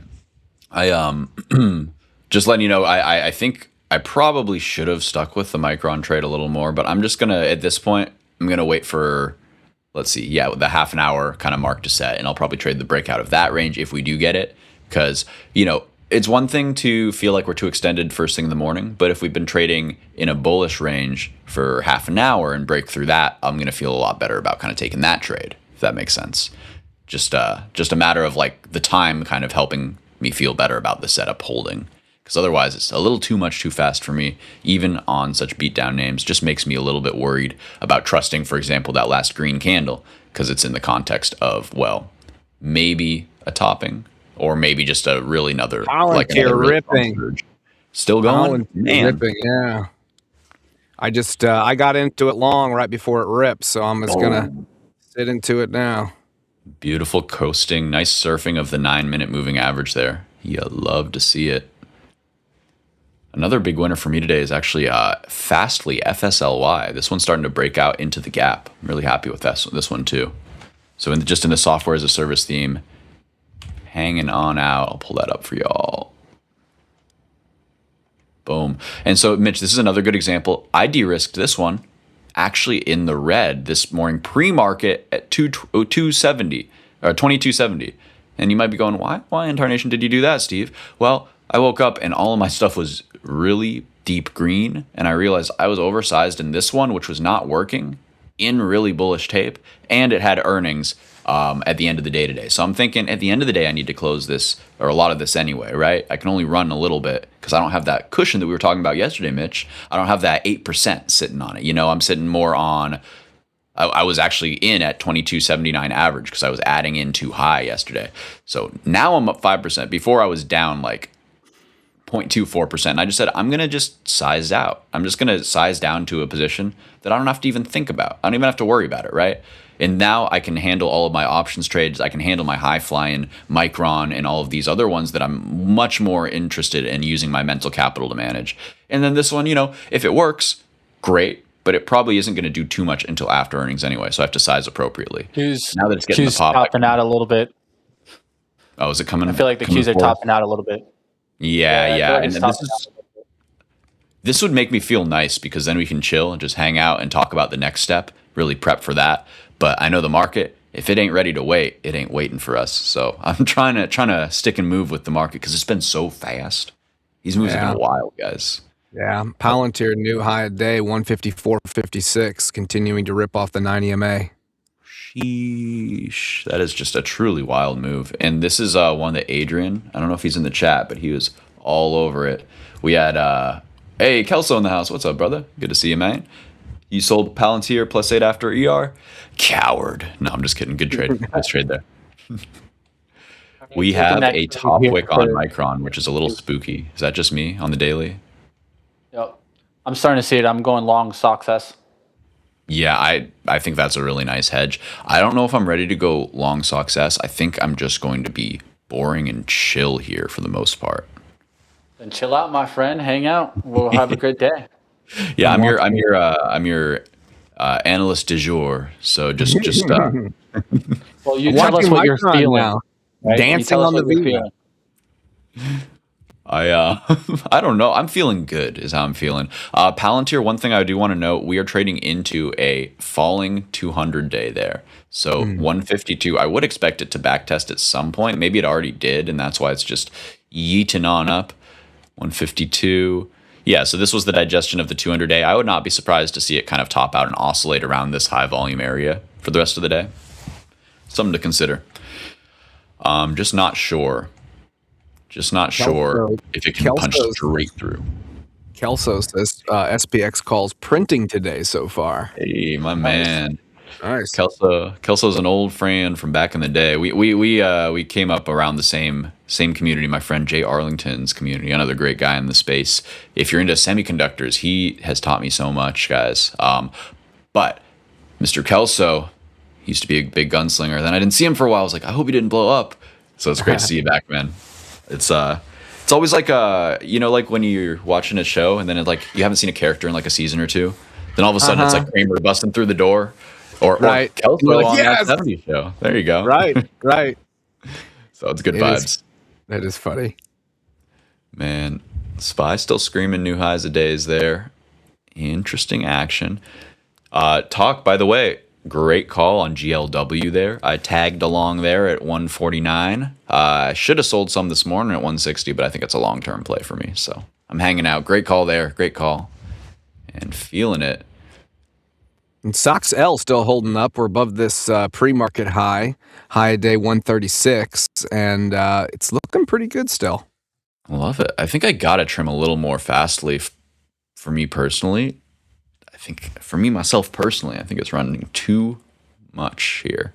Oh, I'll be brave. I'm going to put an alert so I don't shortchange myself if it goes under 2350. And I'm going to sell just 5 shares just so I feel like I did something. You guys ever do that? Just the kind of it's like a symbolic sell. Yeah. You know, it's not going to move the needle that much, but booking a little just makes me feel a little more comfortable. Then what I always say is stop on break even. If you need that feeling, dude. That's the assurance that you're no longer in risk. So what you're looking for is some risk aversion, right? Well, risk aversion's break even, right? So you're so right.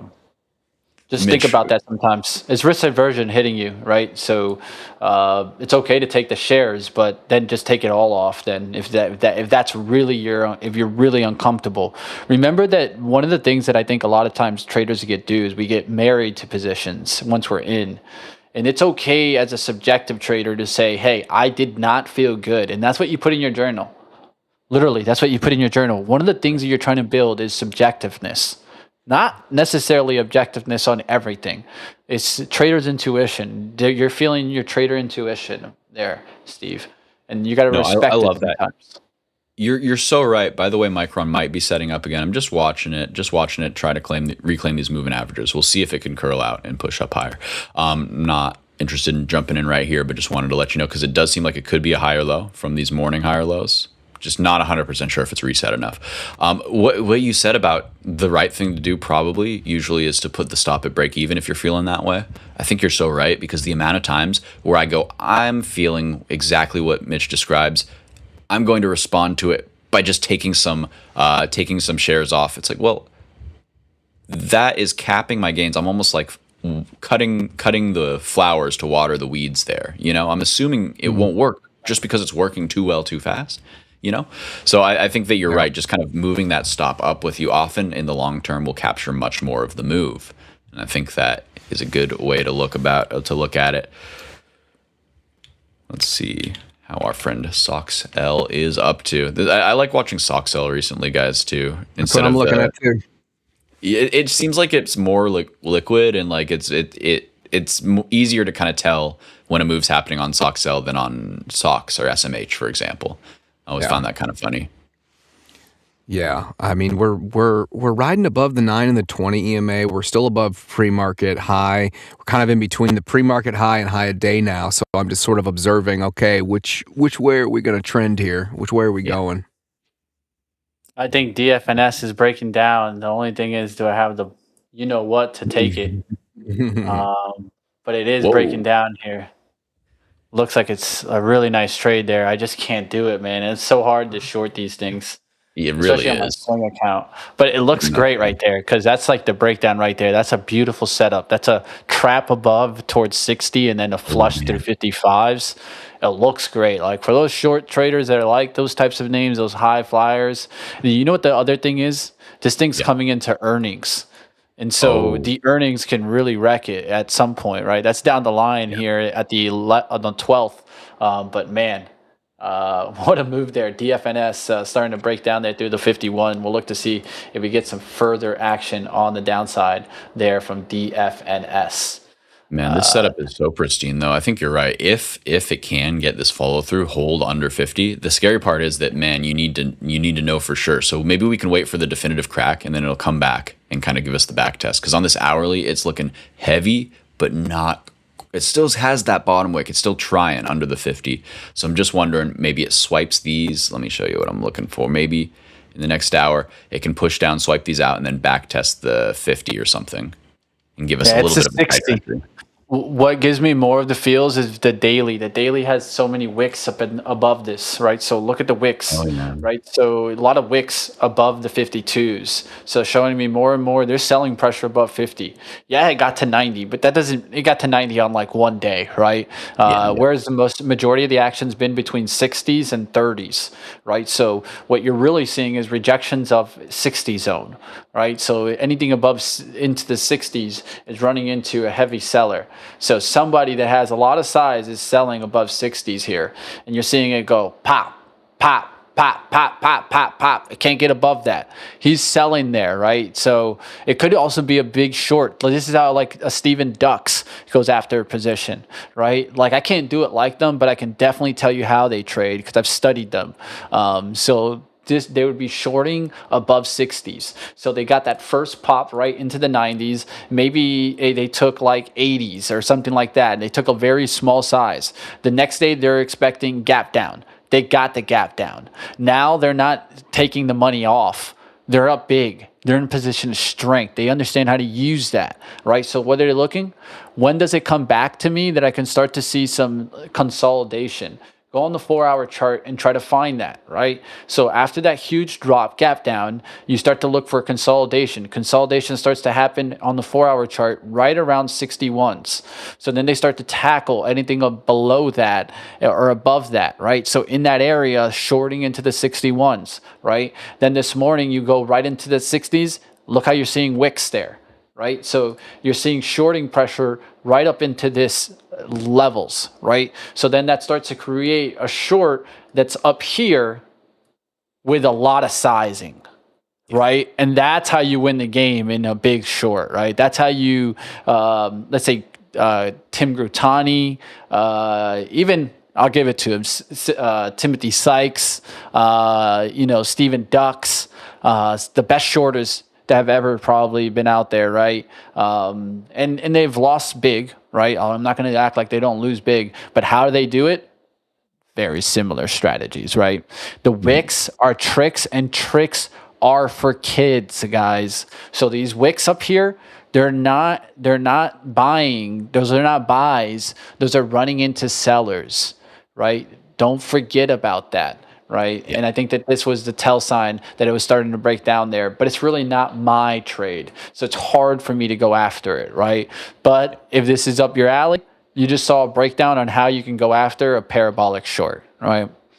Very nice. Love that. Nice. Mitch, while we got you here, I'm really curious about, you both seem to be quite dialed into Micron, and I'm just trying to figure out if I'm too close to this trade. I'm trying to figure out, because I keep getting in and back out. I've made $3 twice today, and I currently have no position. I'm wondering, I'm on the fence of either hedging with some success or maybe just letting this kind of do its thing. But every time I feel like I have an opinion, there's a green candle, and I'm like, maybe I just need to just be long this thing and stop worrying about it, Stop worrying about the little oscillations. Instead of making you do analysis, go with the analysis I already have on my screen, right? That's what makes the most sense, right? So I have an alert set right now for 150 on SK Hynix. So let it be red. Instead of me burning my eyes on tape reading here, I'm letting it play out above 150s. I'll look again. So I say the same thing you could do on Micron, right? I would go on the hourly, I'd put Micron up on the hourly, and I'd say, hey, break the hourly, right? And so you've actually held the hourly way better than SK Hynix. So it's still looking really good structurally wise. Why? Because you're not getting many kind of takeouts through the low action, right? So the way that I look at lows is I looked for the prior resistance area, which was right up in this bunch, right? That's why it becomes support right here, right? So that's the 860 area. You never approached it this morning, right? Look at SK Hynix. It's a little different, right? You're right. So SK Hynix is more of a approaching that support area, right? So it undercut the prior resistance. I'm going to show you the same way I look at things. And then you pull that left. You pull that to the right. You see how it goes right to that wick, right? There's a reason why it plays in there, guys. I'm using the 1 hour chart, which is more institutional style trading, right? This is why I've stressed so much about the 1 hour chart. But you guys can see it there. If you're looking to attack that support off the open, you just bought really nice down there in the 147.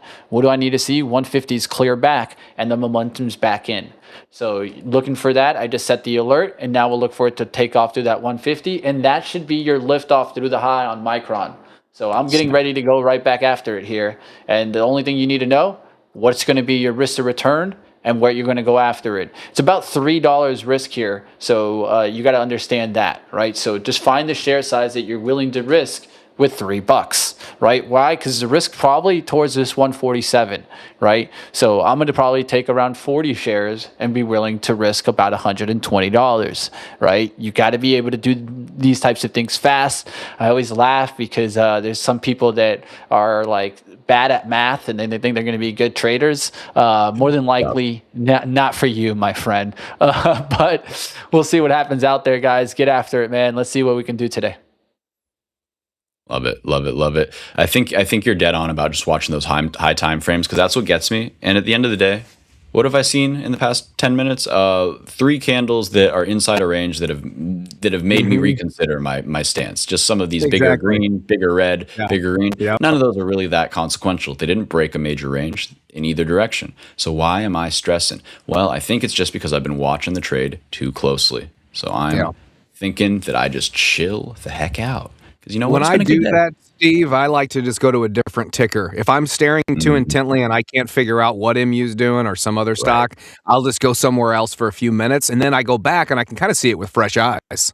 I like that. And you know what? The other thing is, I already think I know what it's doing. It's just it's in a period where it needs to kind of go back and forth a little bit for a little bit. You know, there we go. Some consolidation. So why am I forcing it? I bet the same idea is still on track. That's what I'm seeing. Exactly. I like it. GLW also nice here off of 152, 153-ish, like in that area. Hamid is telling us the market's giving away free money today. Hamid, send it my way. Send it. Give me some of that.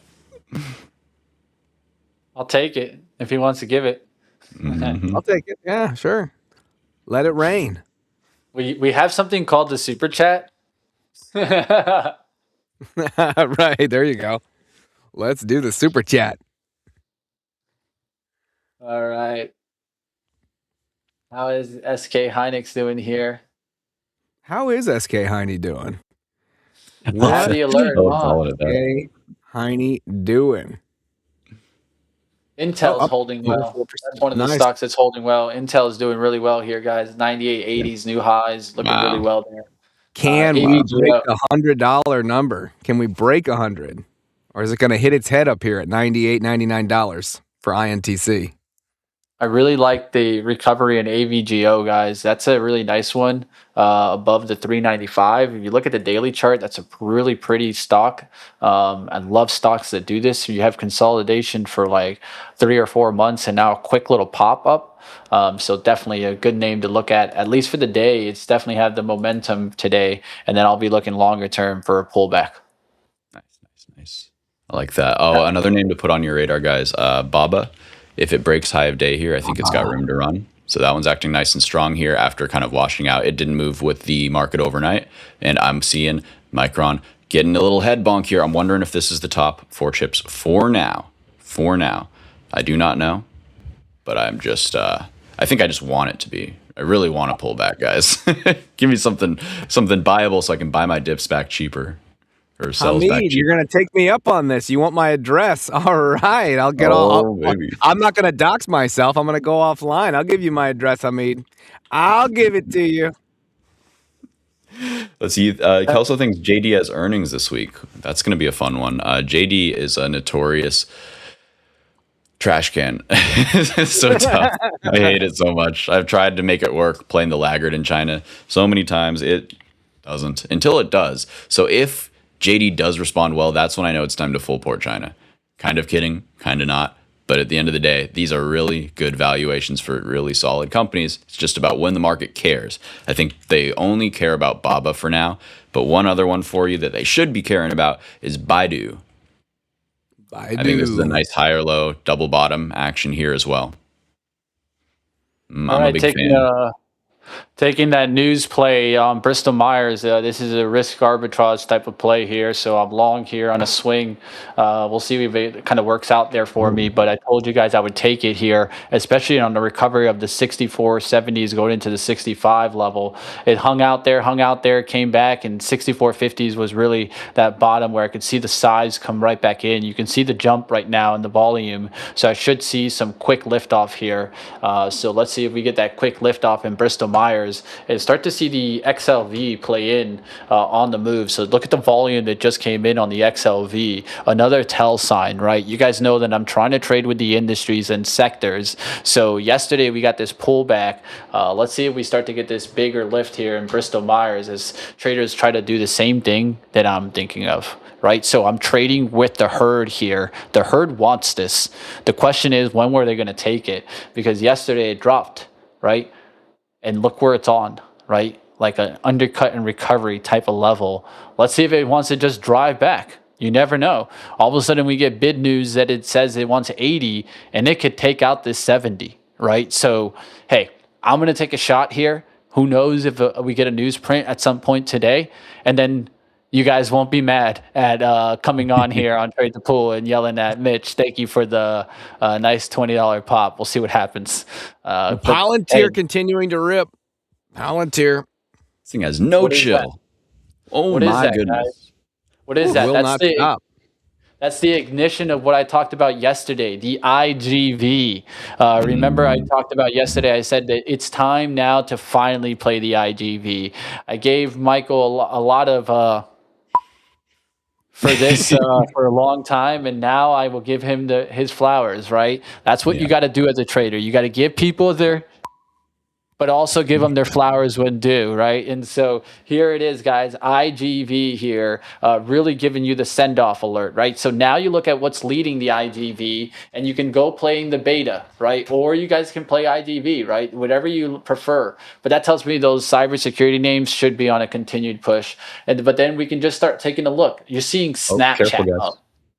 Just letting you know, we're getting a crack in the market just a little bit, but this is semiconductors showing their little bit of relative weakness here. Keep an eye on this here. If they can lose their morning ranges, then those hourly candles looking a little heavy. Sorry to interrupt there. Just wanted to let y'all know that I think I may be not crazy on this little bit of a crack on Micron. Looking at some other time frames, we're still holding this opening range. So that's the thing that really needs to flip. But if it does, I'm just seeing these oscillators on the 5 starting to push down. On the 15, they're a little bit tired, a little bit hot. If it'll load for me, there we go. Just running a little hot and not looking like it's got the same kind of momentum up.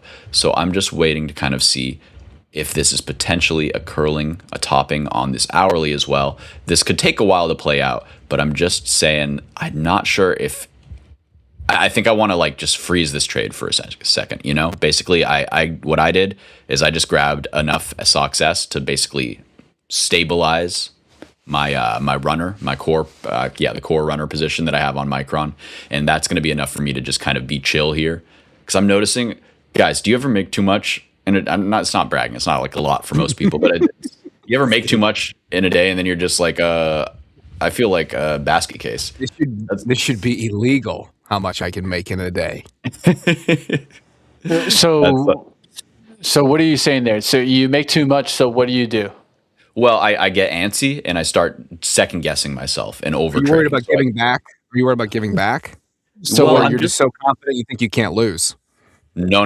It's not that. It's the opposite. It's basically I just don't trust the overall plan anymore because it started playing out too fast. So then I start like reevaluating and like throwing out all the hard work I did and that kind of thing.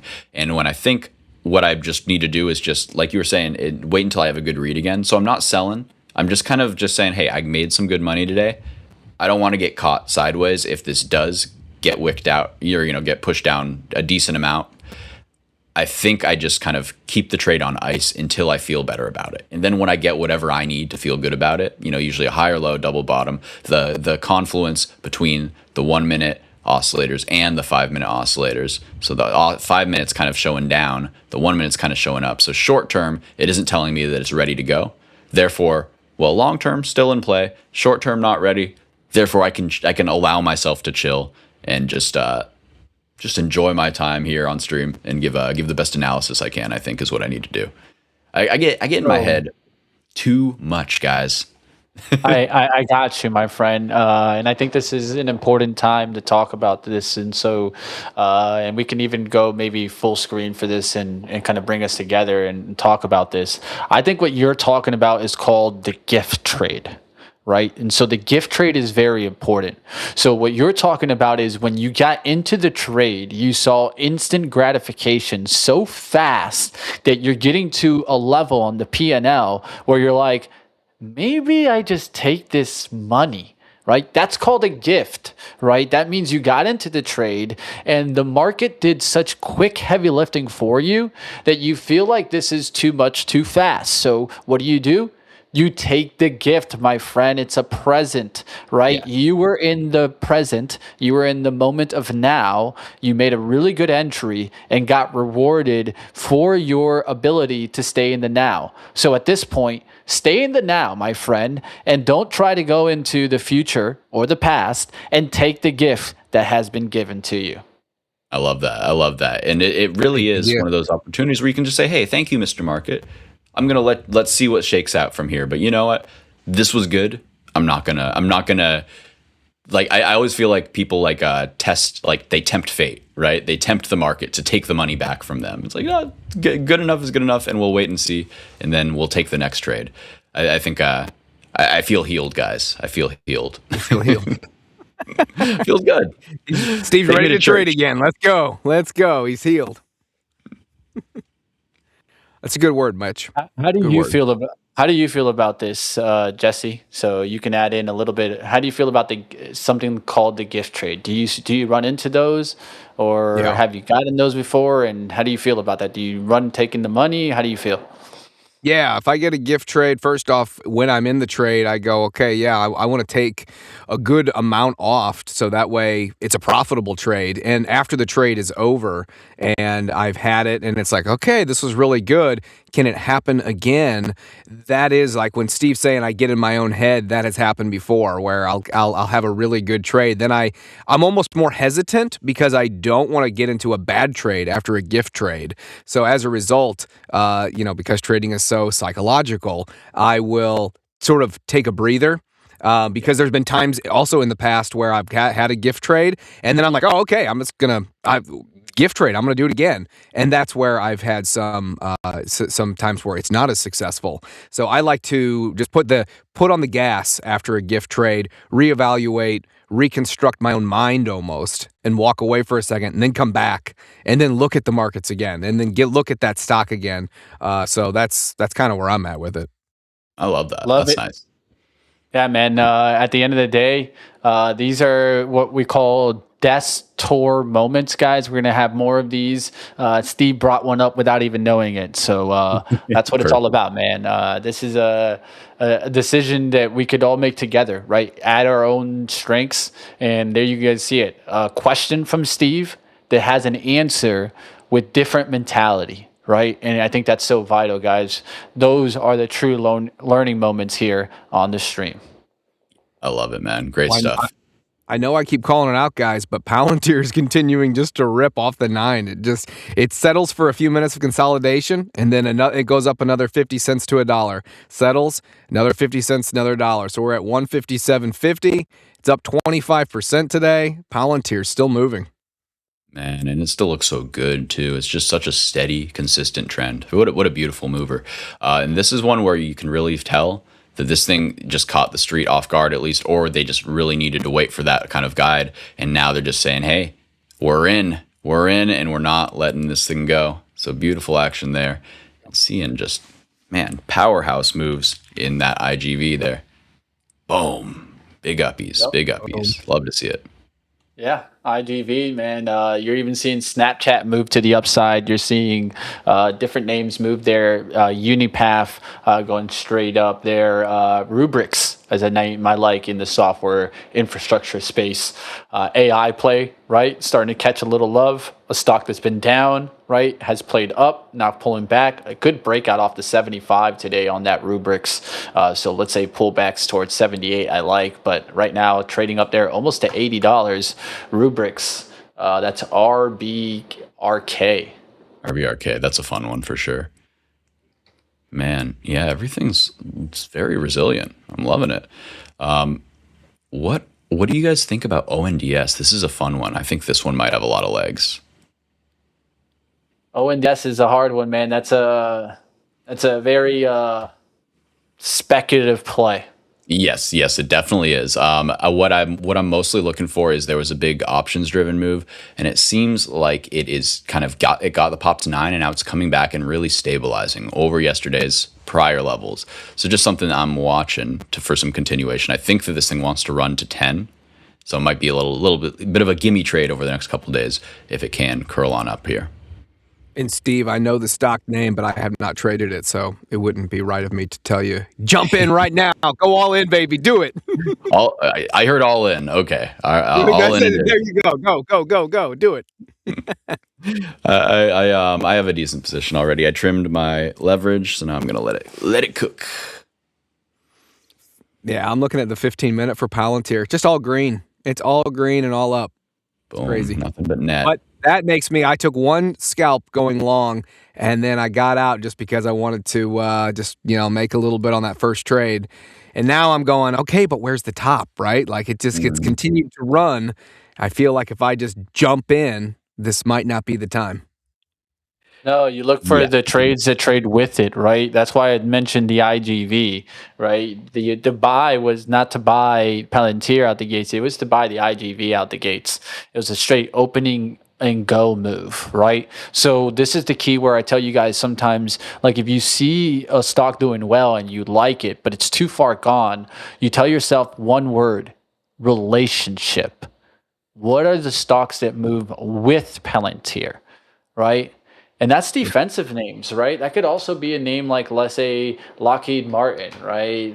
And names like that, right? So look to see what happens out there, right? You want to know these relationships, right? You want to be looking into them so that at these moments, you know what trades with it. Of course, Palantir is software, so that's why it affects the IGV, and you start to see other names go with it. Right. So I would be just looking into software right now and seeing what I can find maybe on a lag or something that I can maybe just ride the momentum higher. Right.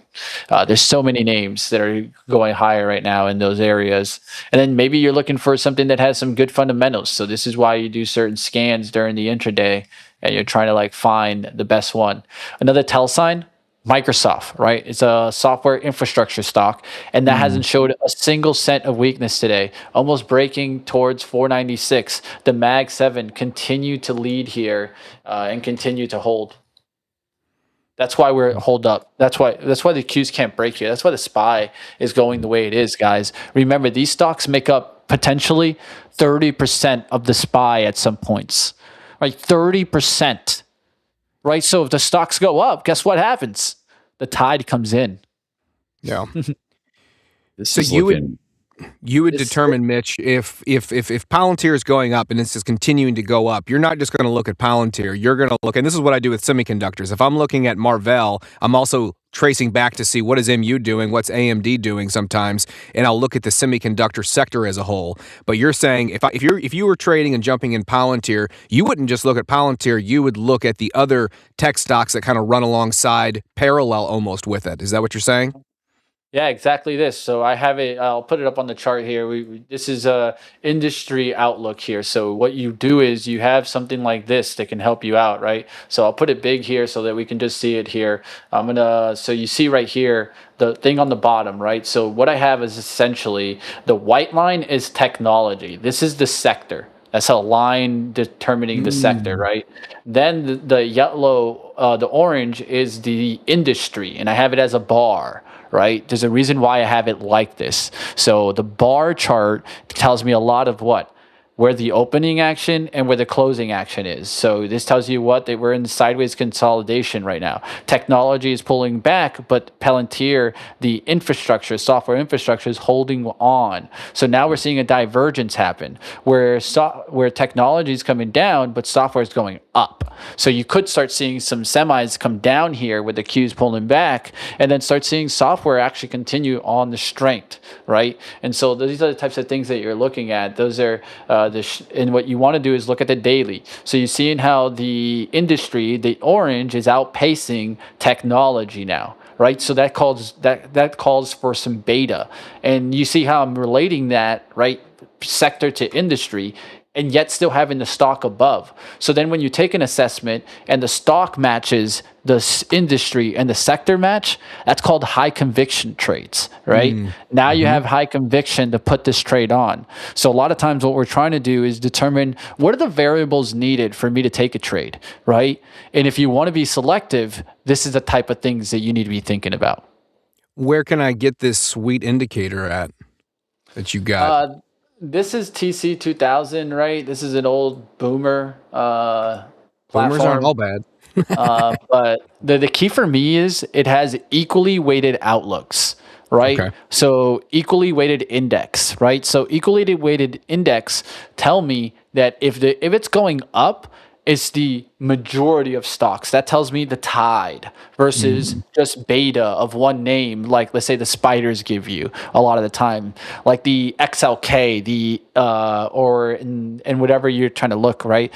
When you're looking at spiders, understand they're weighted. So these weighted outlooks, if you don't know the specific weighting, it can trick you. It can show you that one name is doing well versus the whole collection of basket is doing well. That's why you see things like the RSP, right? You can use the RSP as these options, right? And different, right? There's so many RSP options, right? There's RSP A, D, F, G, right? There's pretty much everything out there, right? So you want to be doing a way of comparing these, right? But you can overlay these over. There's different ways of doing it, even right here. I could overlay the RSP, that specific RSP over that stock, and then kind of take a look into that. And then I can also put the IGV, but don't forget the IGV is weighted. So that's why these ETFs can sometimes trick you. So what I do is a lot of the time, so if I'm looking at IGV today, I'll look at the highest weighted names and see the beta on those, right? So you go IGV, and you can look at like the capitalization, and you see it's like of course the big ones are going to be Microsoft, Oracle, Palantir, and then you just start working your way down the list. You're seeing PanW take off, right? Cybersecurity, CrowdStrike. I just mentioned that yesterday. It's already up another 20 points since we mentioned it. CRM is another one that's a reversal. This one looks like a nice swing because it's on the lag. Right, so I'm looking for one of the best names that's on a lag. And you see how this is what we call a change of current environment. This stock has been a struggle for a long time, but now it's on a buy program look, right? It's on like a straight offer look, right? It doesn't want to come back. That's a tell sign too. You're seeing a change of structure.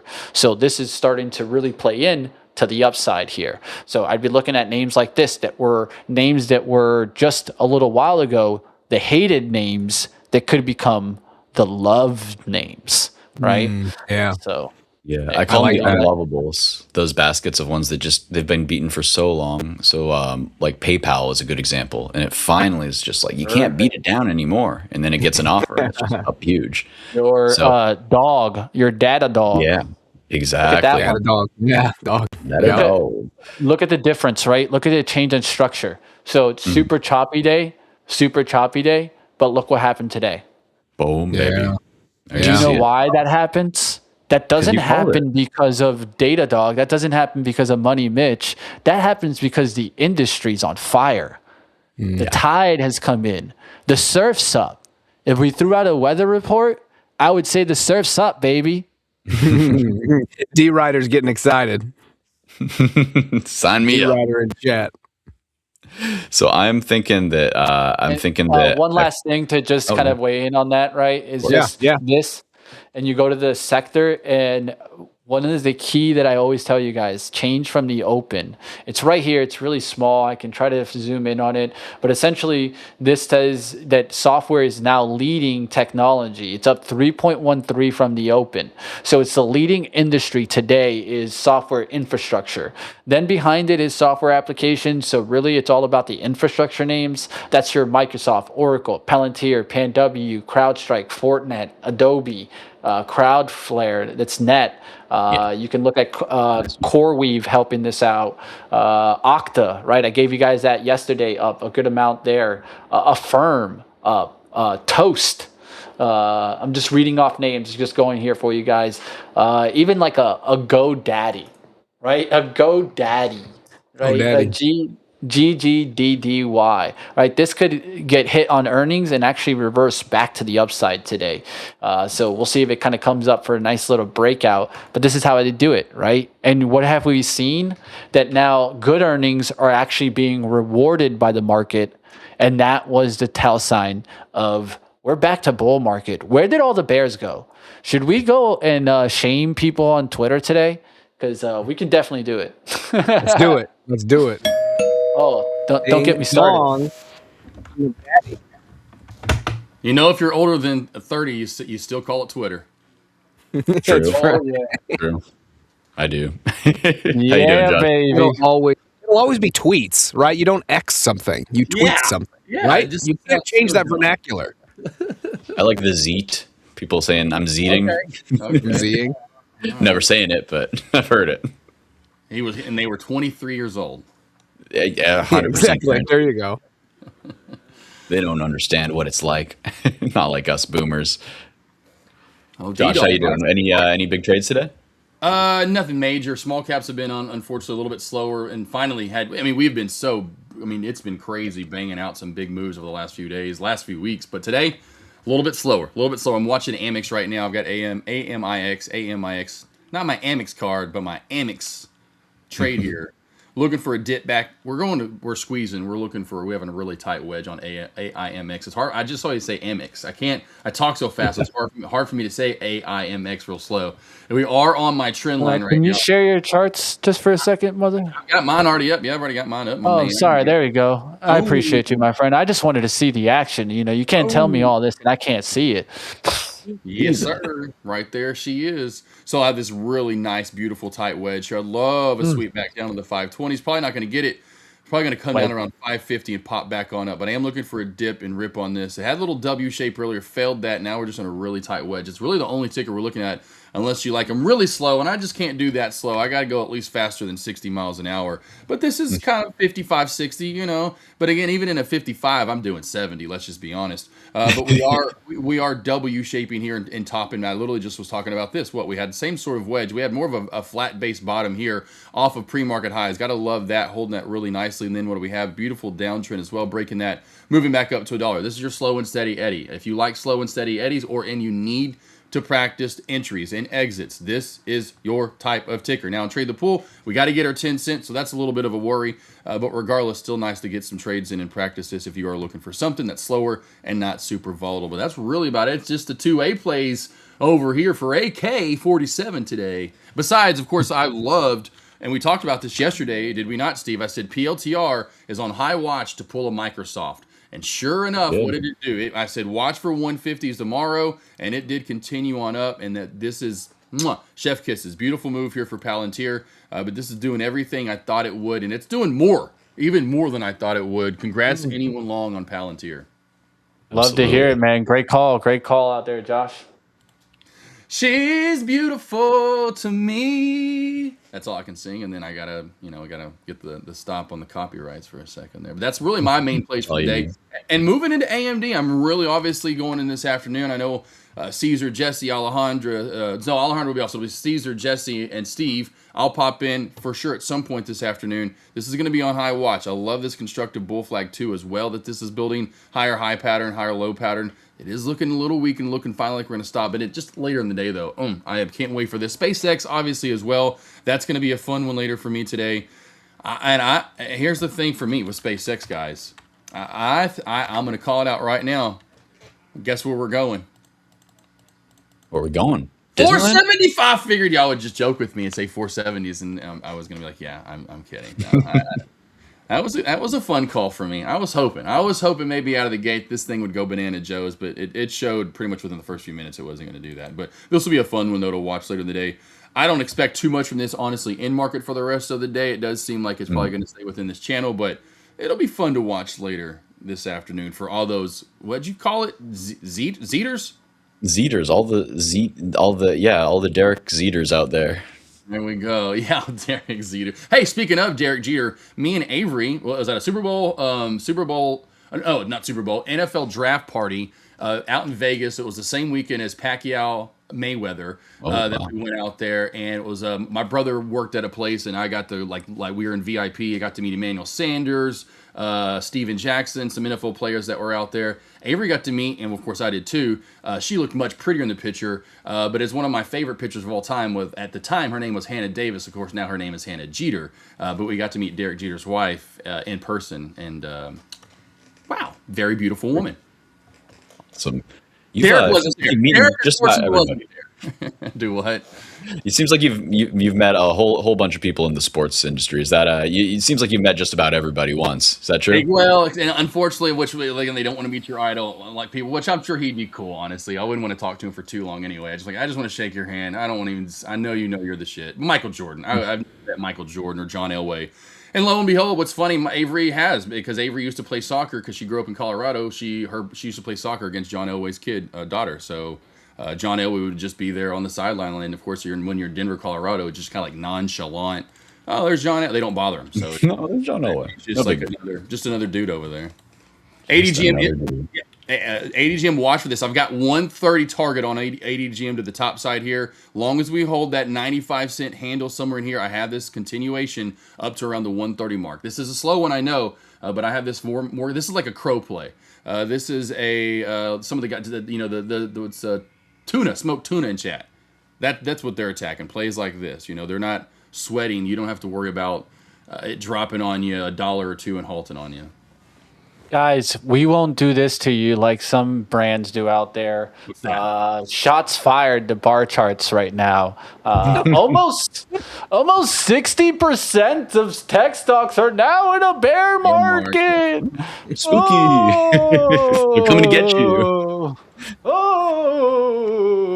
Oh my God! Scary faces. Yeah. I don't need the impressions, dude. I don't need the impressions. Trying to sensationalize. Not yet, dude. But we're gonna keep it going here. It's easy. It's easy, right? It's so funny, man. We're gonna keep it going. There's so many people that were out there just like banging out there.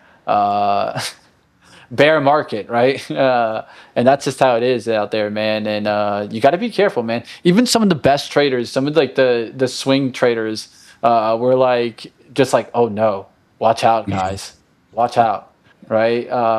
Look right here, like this is a tell sign here. I'll show you guys right here. So, and I'll kind of roll through some of these, but right here, like this buy and hold crowd will not do well this next year. I wrote about it in January. We're heading for a big mess. Lost decade, bear market. Spooky.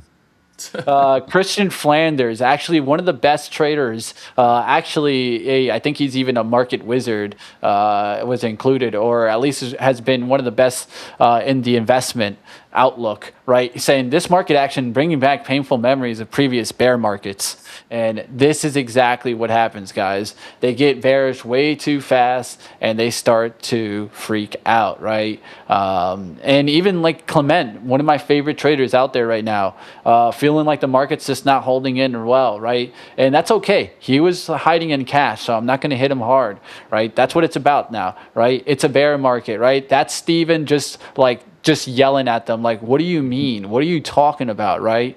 Right? And so there it is. And RIP, right? Well, there it is, right, guys?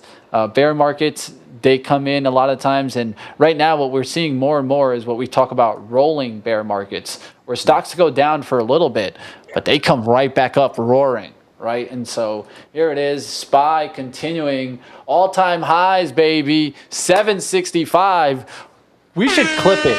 We should clip it because I don't think there was a single analyst, and we can look around and check this, who was calling all-time highs on Monday out there, and we were doing it right here, looking for it this week. And look at the action, man. What a rip there in the SPY, 765s. It's been a hell of a day, and the SPY is doing what? Holding the 9 EMA, runaway trades. The current environment has flipped, and if you were listening yesterday, you're talking like that guy in our chat today. What did he say, guys?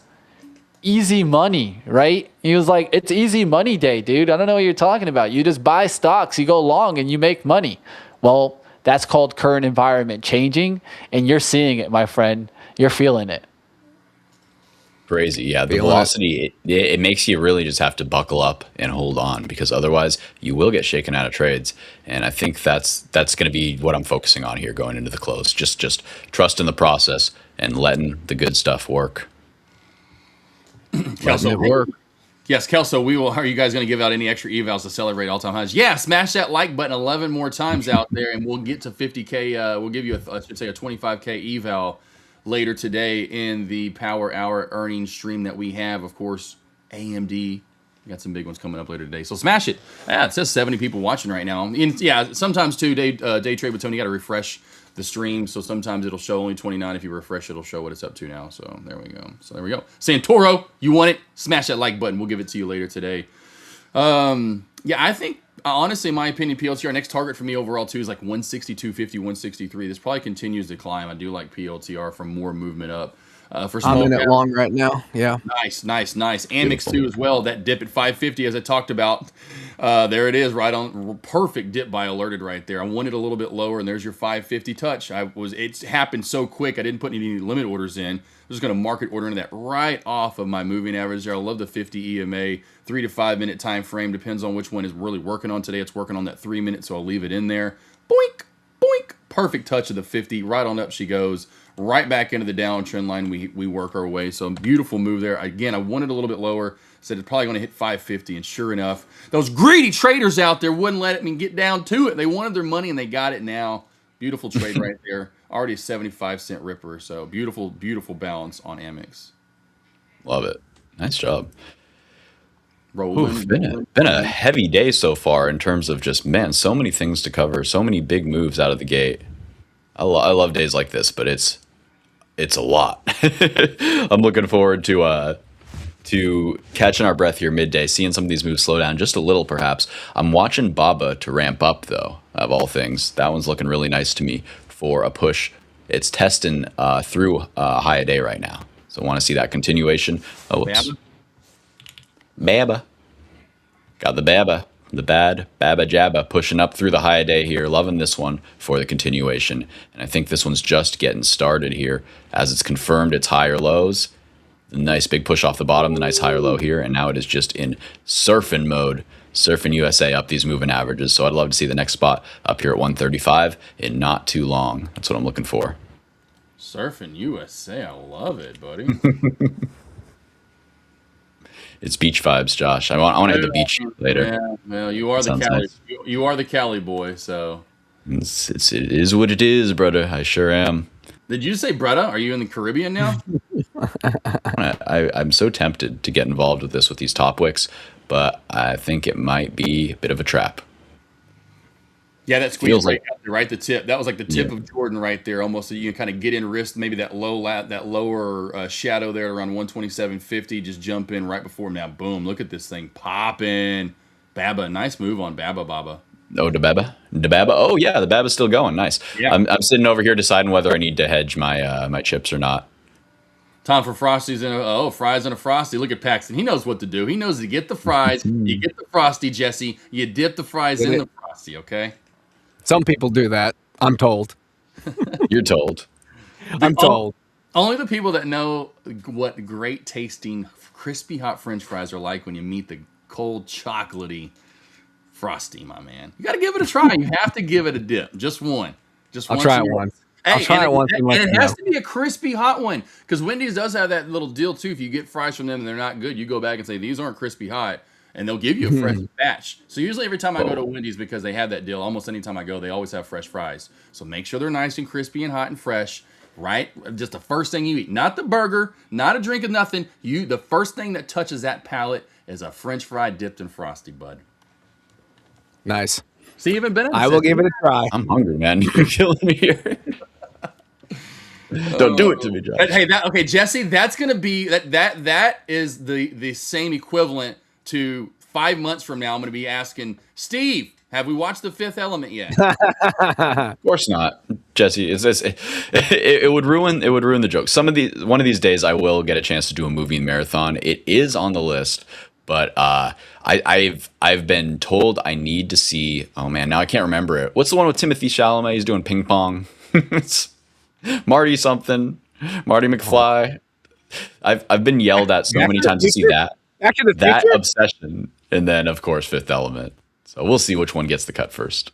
Wait, you haven't seen Back to the Future? I have seen Back to the Future. Marty Supreme, I think it's called, with Timothy okay. Chalamet. So Marty It's McFly. I'm thinking surely you've seen Back to the Future. No, I know. I'm just getting my wires crossed there. Yeah, that is Back to the Future, isn't it? I knew I was being tongue in cheek about something. I forgot what I was referencing though. I'm like, where are you going with this? I'm losing my brain. I've been watching Wendy's, Stock Sell man. Barcode for 25 minutes now. Make up your mind. Steve says, I need my Wendy's now. He got his Arby's in last week. No, you didn't get Arby's. Y'all went and got, what was it, pizza you said? Pizza and beer? Pizza and beer. It was a blast. Yeah, we had a nice Baconator pizza. Not a Baconator, but bacon pizza. Really good from this hole-in-the-wall pie place. It was a blast. It was a really good time. Wendy's. He wants a Baconator pizza from Wendy's. I do. You got me in the Wendy's mode, I think. That's what it is. Oh, Amex, that hurts the heart now. Amex now back up to high of day there, or close to it, back up to the 680s. Nice, beautiful bounce off 550. That was what I was looking for, that sweep down and the bounce rip back up. I love those dip and rips. Got it there on AMIX. Amex there. Yeah, it was pretty. She was pretty there. Absolutely gorgeous.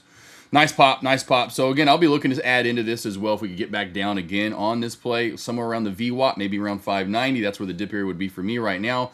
There's the bigger W, what I was looking for. Earlier when I was looking at the W, I was like, oh, that's what I wanted. So beautiful move on Amex. It's not barn burners today. We're not getting those. We're just taking base hits. Maybe we'll get a double out of it. That's cool. And then you get maybe a single after that, and your double, the guy on second base comes home. Then you can say, oh, well, two of these trades equal to home run trade. That's what you're looking for today. Yep. Sure. Yep. I'm still in my long with Palantir, managing the trade right now. He says, like a manager in baseball, I'm just managing the trade. We had this nice, beautiful bull flag, top flat. I like this, looking for that X leg up. I'm telling you, watch for them. By the time we're done with the J&J show, it's coming up next. We got Book of the Week segment 2 again. Can't wait to hear about that. And then, I'm going to say we don't see the 160s plus. There's a new high a day. There it goes. Come on, 160. Get it. 159.99. Cold pizza's terrible. Oh my God, Michael, that's definitely, I'd say, like as in Steve would say, a hot take. Cold pizza. I don't know many people that don't like cold pizza. Oh man, I love some cold pizza, especially with cold pizza. Hot take, right? That's crazy to me because I think that's the only thing you can get away with eating cold always, and it's always okay. Well, some people eat anything cold, and I can't do that, but just a little bit. You mean like not reheated? You mean something that's supposed to be warm and then now is cold? Exactly. Yeah, like that's a cheeseburger. I wouldn't want to. Well, I'd probably eat a cold cheeseburger if I was 22 and had a late night. I've definitely eaten my fair share, but it's not optimal. Let's put it like that. Oh man, yeah, that's funny. I was like, that's what. Come on, cold pizza, D Rider. You seem like a cold pizza connoisseur. He's a cold pizza kind of guy. What can you say? There's your 160/40s there. Or what's your entry price there? Where'd you get in at, Bubba? I got in at we're bros like that, Steve. 159.66 Okay. is my entry price. I missed the Palantir. I heard Bubba and I was thinking Baba. That's what you heard, Steve. Yeah. I said Because you called that figure out earlier. I might call you boss. I might call you Bubba. I might call you Pally. It's funny. As long as you call me, Josh. I started calling my son Bubs like 14 years ago, and since then, just hiding out with, I'll say Bubs or Hey Bubs, hey Bub, how you doing? Like it just comes out. So if I like you and I call you, it's because if I call you Bubs, it's because I like you. Okay, hey, I'll take it. Guys, I'm going to go ahead and wrap up here and get out here, guys. Bristol Myers starting to recover here. Gilead starting to recover. Feel really good about Gilead. I doubled down on Gilead today. So if that can start to rise, this would be a really good looking swing that I want to play in the biotech. And I want to see IBB do well today, of course. I got out of that yesterday. Maybe a one day a little too early, but it's starting to rise up. So I will look to see if that can hold on. I have SCCO, a copper name, seeing if that can rise back above the 195s. And break towards the 200s and above. That would mean FCX also up. So you could maybe play that as a kind of a laggard on this trade, right? We'll see what happens. FCX starting to rise right now as we speak, making me feel confident. I'll keep taking trades. I'll keep looking into the market. And of course, where can you guys get my outlook tonight on what happens in the market and earnings? Only on our Discord. I showed you guys earlier today the file that I went through and that I'm going to be putting up in our Discord. This is the type of exclusive stuff that you can only get on the Discord, guys. This is where I give you guys the added bonus, the added edge. Don't miss this report. It'll be out there on the Discord side of things. So if you're not in our exclusive community, well, so sorry for you, bud. You can't get it. But get over there on the Discord side of things and hit that link right now to join the Discord. Show us that you guys want to get more information, more trade ideas, a look into industries, a look into the overall market. I'll tell you right now, there's no one probably giving you a better daily report than I will be giving you right there in our Discord. See you guys next time. Like always, thank you, Steve, for joining me. Jesse, you guys filling in Michael's shoes. You guys definitely did that and then some. So I appreciate you guys joining me today, like always. Josh, I know the J&J show is next. Steve, I hope you get some rest, get that energy going. Of course, the vibes will be going good tonight on AMD's earnings call. You don't want to miss it, right? Right here at Trade the Pool. We give it to you guys all. You guys get multiple strategies, different trade ideas, and today some great education. The gift trade was talked about. That was one of the best points of the show today. So I hope you guys really enjoyed that. We talked about multiple ways of using sector and industry analysis, and we're going to continue going throughout the day. You guys can continue and then bring it over to the J&J show. I don't know if you want to hop, Steve, but hey, it's always good to be with you guys today, and I'll see you guys later. Keep rocking like always. Likewise, guys. Thanks. Bum, bum, ba-da! Boom. Oh, and then there were two. And then there were two. Steve-O's gone. It became the shin and the knee. That's right. Go ahead and look up Missouri and Arkansas. The ankle and the foot and the boot would be, of course, Louisiana. I formed the shin and the calf, and then the knee up to a little bit higher, and that would be Missouri. If you just look at us, we look like we're forming a leg. Just letting you know. Isn't that funny? I got the boot heel down below, and then you guys are right below us. Yeah, exactly. Yeah, love it. Yeah, well, exactly. Love it. So Amex, good bounce play there. Still loving this play overall. Strong when it comes to the small cap sector. As far as the only thing in the micro smalls we have for the day, D Riders, Tonys of the world. That is it. We're not having many. Yeah. It's been a little slower. It's been a little bit slower. Really. The last was yesterday. Yesterday. We haven't had those big bangerang movers. Now we have them in pre-market. You know, we have some good moves in pre-market, but they're just not ending up holding throughout the rest of the day. And it just is what it is. I mean, we've kind of been that way over the past few months, really. I mean, we've had our days where we have our runners. And then we've had the days where it's just like we're not they happen in pre-market, and that's where the money is to be made. And then in market, it's not as good. Now, again, I love this. It was beautiful bounce play at the 550 market, called that out. Again, I wanted a tad lower. It happened so quick. Wouldn't even mind averaging in, starting up here. This was such a quick wick down and back on up. Beautiful move, though, so far off that. And that's it. To me, it's just really the channel. Sideways consolidation, $6.90, $7 resistance. Then we have this 550 support area down below. And it's still overall working up a trend line. You had the original one crack, but now we really are based off that pre-market bounce, the bounce here, running right on up. I'm not a wick guy, so I wouldn't put it on the wick. I'm more into the bodies of the candles. That's how I like to roll. So I'm going to leave the downtrend line in Y. See if we don't retest that VWAP area, retest the old downtrend. This would be great entry price for a dip on the way back on down here before we head into lunch. It's 50 likes. We have gotten to 50 likes. Boom, baby. Have we gotten to 50? 50. Let's go. Nice. Did we? I have to double 51. check. Yeah, 51. Boom. Okay. 51 likes. Beautiful. Thank you, everyone. Yeah. Ray, how we doing? I can't day trade. Why not? The open is 420. Oh, it is 420, and I can't. Okay. All right, Ray. You enjoy that. Looks like I see a palm tree, so hopefully you're somewhere close to a coast and the beach, and you enjoy that for me. I love some water. Hamid, I love it. Hamid, how we doing? Day trade with Tony, D-Rider, Mr. John Lamb in the house. It says PLTR kissed 160 and didn't like the taste. Yeah, it says I didn't like the taste of that. Paxton, how we doing? Shaw in chat, everybody in chat, how we doing today? Benetta, Kelso. I was trying to make sure I'm all the way scrolled back. I mean, that's how much chat we have going on today. And now we're it's been lively in the chat. Lively, you say? Lively. Yeah, PLTR. Let's go back to that real quickly while we're looking at large caps. And boom, did kick that 160 mark. I was hoping for one more leg up. I think we're resetting here.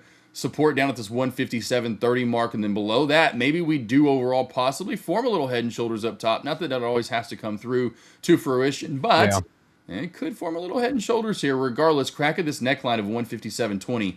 Definitely will start to see some open territory pullback. Regardless, still up, 20+% on the day. Huge move, almost like 25% from top to bottom here at highs. Yeah. Big move there. Day trade with Tony says, beach day tomorrow, weather permitting. Love it. Yeah, I love some beach. Love the mountains too. I love both. Love the extremities. The one extremity I don't love is going slow. I love to go fast, but the opposite of that is slow. And well, there are some times, every once in a while on certain things, I like to go slow. But man, just everything I do, it's talking, it's eating, it's driving. This guy right here just doesn't know how to slow it on down, buddy.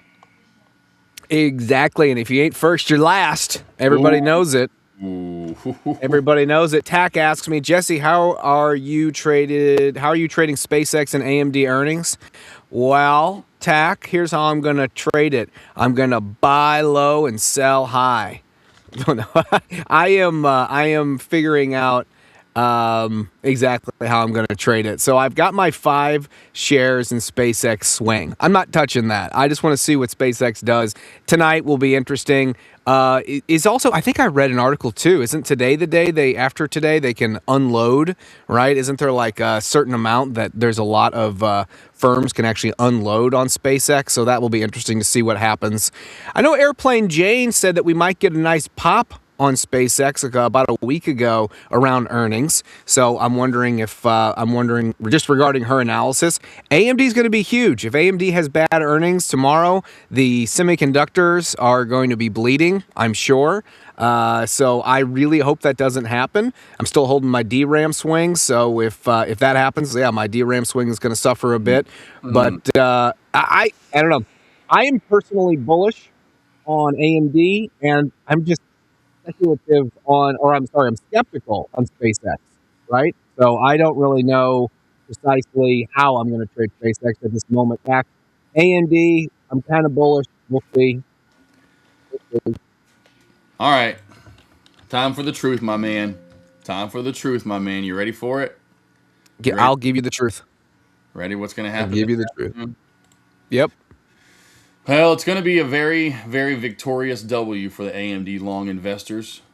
We've found our sweep down to the 420 area. W shaping back up to the 520 area. Watch for a pop up to the 560s. Maybe even 580 all-time high gets hit. It's happening. You heard it here first.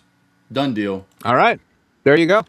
SpaceX. I'm bullish. You explain the chart. It's all good. All right. Now we're going to SpaceX.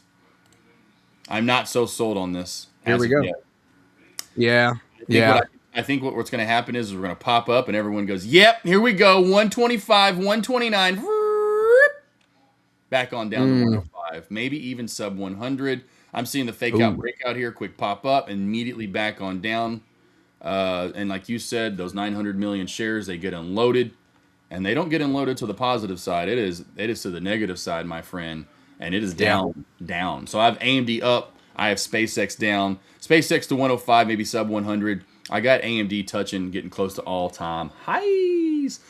Nice. You're in COPX. What is COPX? I feel like is copper? Yeah, it's copper. I was like, this has got to be copper. That's a nice, good move here. Look at this nice, good bullish. That's a nice chart. I like that. Right here, constructive. Got this bullish movement back on up here. Looking at the lows, right? We didn't even get close to touching those, actually. Higher low pattern is the point. When I say lows, these lows back here from the yearly lows, that's what I want to see us not touch. And if we don't touch those and maybe just clip them, then it means we're really bullish, and I love that. So I would say watch for this to pop up here. You know, we're through our neckline, which was about a $2 neckline. Oh, I guess $1.79 into 80, and then back through this, which was, again, you can see here, just this area. If I could put an oval in over here, how do I do? There we go. Let's do an ellipse, whatever you want to call this, but this right through. Okay, I wanted to go longer with that. We'll go all the way over to here. All right, somewhere like that. And then we're going to make this a little bit tighter. And then something like that. And so you can see right through here on Zoom. So we can see Moichis, Telemoichis. That right there, I don't use them anymore. Why? Because I know where they're at. I know where these little hidden areas are at. These volume profiles that Steve likes to talk about. That right there has got a crap ton of volume. And if we were looking at the volume profile, if I had to guesstimate, somewhere through here, you would see a massive volume spike, and we'd get lower as we got down through here, and then probably lower as we got down through here. But this would be probably the highest level if I had to guess, most likely somewhere around that area, and that's huge for me. Getting back through that and now holding it's the key. But we're up so high that I think we'll definitely hold it. But hey, watch for a pop back into 90, Mr. Takaruni. That's where I see continuing going. TAC is also mentioning to us the Treasury just gave Japan money to buy the yen, which if I'm not mistaken, just the news of that on Friday, we went down quickly. Like everything was looking nice and pretty, and then there was word that the Treasury might give Japan money, and we tanked for a couple hours, I believe. I was just watching the market; I wasn't trading at the time, but that will be interesting news, TAC. You said that just happened. Interesting. We are still pushing the new highs as of now. Well, getting sell-off now. Now we're getting a little bit of a sell-off. So there's well, maybe that's it. We'll see. Still, regardless, I had 765 as my ultimate high of day, and boy, oh, for a minute I thought I was going to be right, but nope. Up for more we go. And again, these are all-time high levels, so you're just trying to guesstimate where you feel you'll go in the day based on previous day's movement, percentage-wise gains, and how much you're up in pre-market. And that's all the stuff I'm always doing when I give these levels in pre-market in my morning alert. So 763.50 was my normal high of day, and look at that. I about nailed that on the dot, and there was a reversal there. Chef kisses. And then 765, which it went a little over it. This one was on the dot. This one was a little over it. Still worked out for a decent short. And they're saying, no, we want Mo, Josh. And it still looks like they want Mo with SPY here. This is very strong. All-time highs. Love to see it. And love to see the difference overall, finally, in the Qs. And if you just go look at this, I have a fly in the house, and he has made his way. I mean, I maybe have more than one. This guy is like, it's like a movie over here, Jesse. He's just on this screen. He's like, I'm like, get out of here. Get out of here. I hate flies. Yeah. And so flies and fruit flies, man. They're the worst. Oh, God, yeah. Oh, God, especially during the summer. Oh, yeah. So bad here. It's so bad. Yeah. So you can just see the different sectors there, what we're looking at, and what was carried down a little bit more in the SPY and the reversal back up. If you look between the two here and look at that, SPY was not nearly as bearish as the Qs were. And, of course, now we're ripping to all-time highs. It's really cool. Finally, it's been a while since I've seen those charts look so different. And, boy, they do look a little different. Today, though, we are bully. We are bully. I mean, woo! Here in about 20 minutes, we'll get into the J&J show. Here in about 4 hours from now, stick around all day long. Why? We'll be doing a 25K eval giveaway. Woo! Heck, I would imagine we're doing maybe a 25K eval giveaway. Honestly, Ayush, if you're, I can't remember if we're doing that. I think y'all had to have hit 50 likes yesterday, didn't you? They may have. I know that Ayush stepped away just for a few minutes here, but Okay. Yep. You're good. Yeah, there was a lot. There was a lot of volume yesterday. A lot of people in chat. I checked. I was watching during earnings. Earnings were great yesterday with Steve, Ali, and I believe Caesar was on yesterday. That was good. That was good. Good show. He says that was the good show there. It was a good show. Yeah, I can't wait for the day. AMD's gonna be great. You guys are gonna have fun this afternoon. Of course, you'll have Caesar joining you today, so it'll be the three of you guys mostly fronting it. I'll jump in for a little bit. I just want to make sure I have three every day. And I have three every day. I have my earnings pack rocking and rolling. I just have this. I have just all of a sudden this week and I've just been bombarded with a lot of stuff. So I'll be able to start doing a little bit more of the earnings, like the full entire earnings starting next week again. But my gosh, end of the month, start of this month, I just had a lot going on. So busy for me, super busy, super busy. But yeah, let's see. T-Web, look for a pop on. Yeah, I love Amex still. This still looks good and bullish. That 550, I wanted that dip. I wanted a little lower. I myself was greedy like the people that wanted it. I wanted lower, and wanted, I say greedy because I wanted a little more profit and bang to my buck and a better average entry versus those guys that said, I'm greedy. I want it now. 550 is good enough. I don't care about 520s, Josh. And right on up it goes. Beautiful $1 rip there for Amex. God, beautiful play there on AMIX. And this is going to be your one small cap play that you'll be looking at for the rest of the day. 3-minute time frame. 5, it depends on how you're trading, but I think 3 makes it just a little bit prettier to see everything. I don't know that we're going to run back into that downtrend. I will leave these 2 lines in to see which one we end up holding. But again, overall, the higher low pattern along the way is looking really good on that trend line. Again, the dip high wide, all this through here is what I'm looking at for the dip. I wanted a little lower. That's what I was looking at. It was really around 535 is what I was wanting, I guess, is probably the area I would have loved to start tapping into that. Again, it happened so fast, you would have had limit orders put in there for sure to even get any piece of the 550s, or 650. No, it was 550 stuff. We're in the 650s. So I was looking at that when I said, I was like, oh, we are in the 650s. And then 550s. I have 2 trades that I took earlier. I could share my screen and also show you that. Do I just add to scene? Is that all? Is that to bring up my? Okay, perfect. Perfect. All right. So Palantir, I took 2 baby trades today.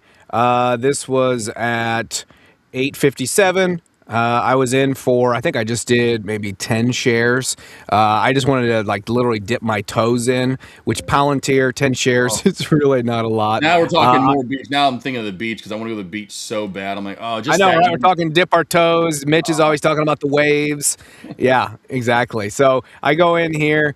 I come out here. I wait a few minutes. It looks like we hit this top, and I see we're coming back. So I sell just a little bit higher than my previous one and just get out of the position green. Happy enough. And then, I'm on the show. I'm watching. We're just continuing to climb up the 9 EMA. It's beautiful. I come back in again.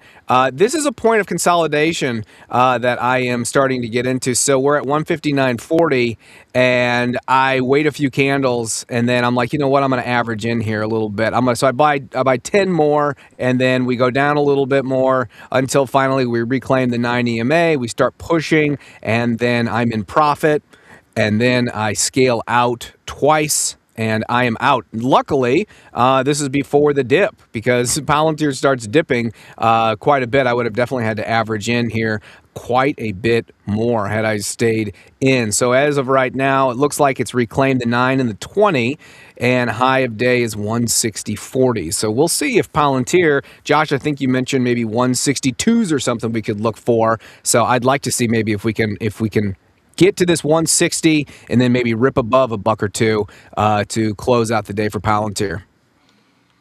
Like it, yeah, and literally bouncing around off that neckline we were talking about earlier, right around 157.30s or so, and pushing back on up. That would be nice to see some more movement. SPY, speaking of, looking like it once more, it just hit new high of day. So small pullback there, but nothing major.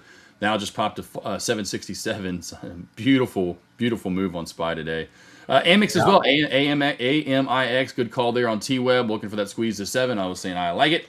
I've liked this play. I've been wanting to get into it. I keep missing these dips. I even wanted to dip again down to around 6 to 590. Well, it only gave me about 610, and then it popped back on up. So this is still a really nice play overall for the day. I like me some Amex. Yeah. So far today, like you said, SPY is just pretty. It's a nice stair stepper on up, all-time highs today. Yeah, it's looking pretty good. Love it, love it, love it, love it, love it, love it. Yeah, 100% beautiful move, baby. Beautiful move, baby. I'm going to go ahead and get rid of that downtrend line. We are not going to touch that anymore here, so I'll get rid of that. Woo, baby. So we'll go book of the week moment coming up here in about 15 minutes. You want to give a little preview? What's it going to be, Jesse? Yeah, we're talking unknown market wizards. Today we're going to be talking about Peter Brandt, and really interesting chapter. They're all interesting and they're all unique. That's what I really love about the unknown market wizards books, is that each trader, like all of us, like Josh, he's a unique trader. I'm a unique trader. We all have our own styles. We all take from those that we have learned from, and we develop our own unique method of trading that is conducive to the markets, and that eventually gets us into makes us profitable traders. But we're learning our own personalities, I believe, when we're trading. We have to know that over time in the markets, because ultimately I think the thing that I'm finding is that we are trading our personalities. We're not just trading someone else's strategy. We're figuring out what works for us and what we can adapt to.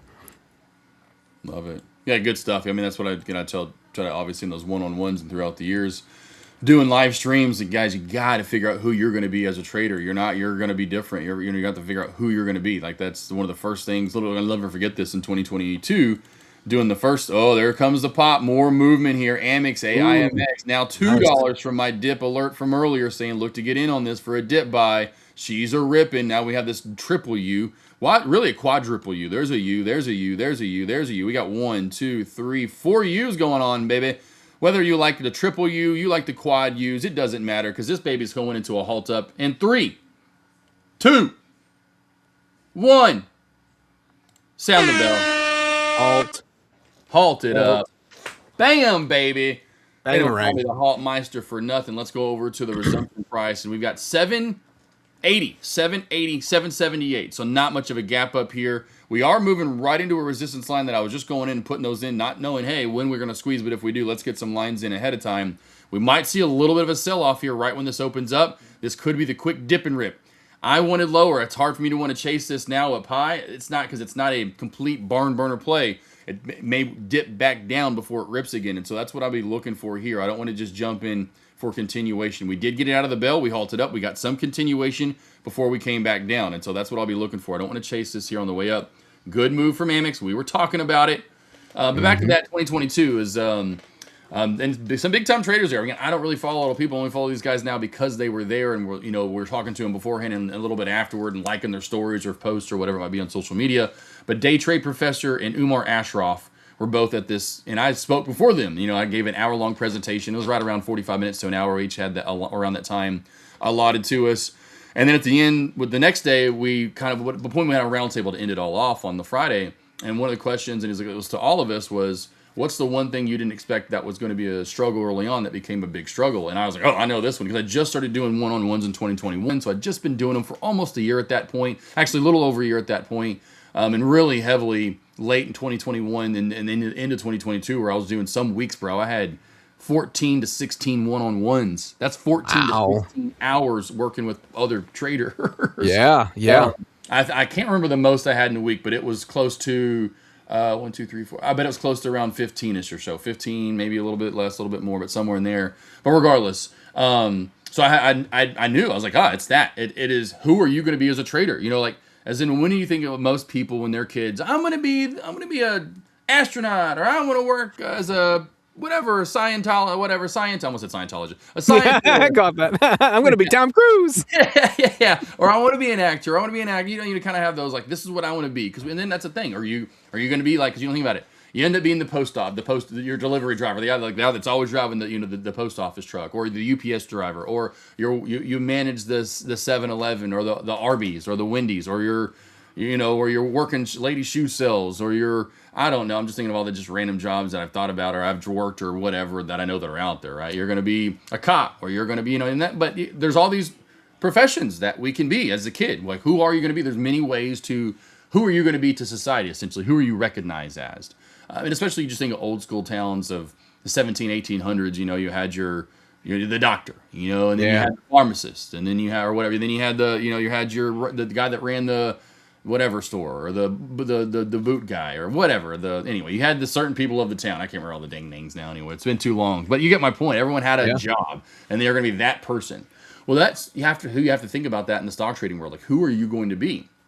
Even to sports. I mean, of course, covering sports for so long, every athlete. I say every athlete, but whatever you want to word it, but they're all different. You know, if you think about the point guards that I've watched throughout the years in the NBA, some are similar to others and have character, but they're almost always different. Every shooting guard different, every small forward, every power forward, every center is different. Going to soccer, right? Everyone's a little bit different, and they're all in their own player. Now, some things they may do similar to other players or traders, players, but they shoot. Almost every person shoots differently, or swings the golf club differently, or throws the football differently. And that's the thing. You just got to figure out who you're going to be. I think that's the hugest thing early on. One of the biggest things you have to worry about. Yeah, and I'm sure, I'm sure, like you've seen in your time, Josh, every trader really is unique. Every trader's different. Every trader's personality is different. So in the end, they're going to learn different. They're going to essentially not just the outcome of the P&L per se, but how they execute trades is going to be different, right? Like I noticed that Courtney and I, we both trade, but our personalities are very different. And so at night when we talk about our trading styles and what we did to execute the trade, even it's very different. It's not, it can be the same stock ticker, but at the end of the day, we're still executing based on our own depth perception and our own personalities, and it's all unique. Yeah. Could be coming live here at 22 after and 41 seconds. AMIX is showing a gap up now to 810. It keeps ramping up. It was just at 8, went to 804, 805, now 810. Not a major gap up, but still getting about a 25, now possibly a 30+ cent gap up, showing 811 here. Let's see if we go live right now. 815, showing 815. I'll be back in 30 seconds. Okay, cool. Going into a 10-minute halt here. 815 showing resumption price now. It kind of keeps going up. 814 looking like we're at least maxed out for now. 5% gap up. I mean, a free 5%. You got to think about that. Some people only get 10%, 15% in the year, 20% returns back. There's a free 5%. A free. If you were in already long, or when I trade my halt strategy, when I trade these, free 5%. $5 free 5% foot long. Richard Pryor, what you guys talking about? Harlem Nights last night. Okay. Humidity, yes, it's been hot, D-Rider. It's a hot, humid one out there. It is the summer.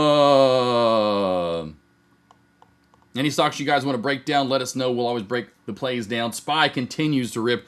We have a few more minutes here, so let's go over and look at this real quickly. 57.50 is there, or 67.50. Boom. Next would be 68.75. I think we're going to get that full dollar touch of 68 possibly first before a pullback. Bully on the SPY today. Beautiful move on up. Good gosh almighty. I look back at this 4 years ago, when it was in the mid 300s. What a dip. PLTR still just channeling around here.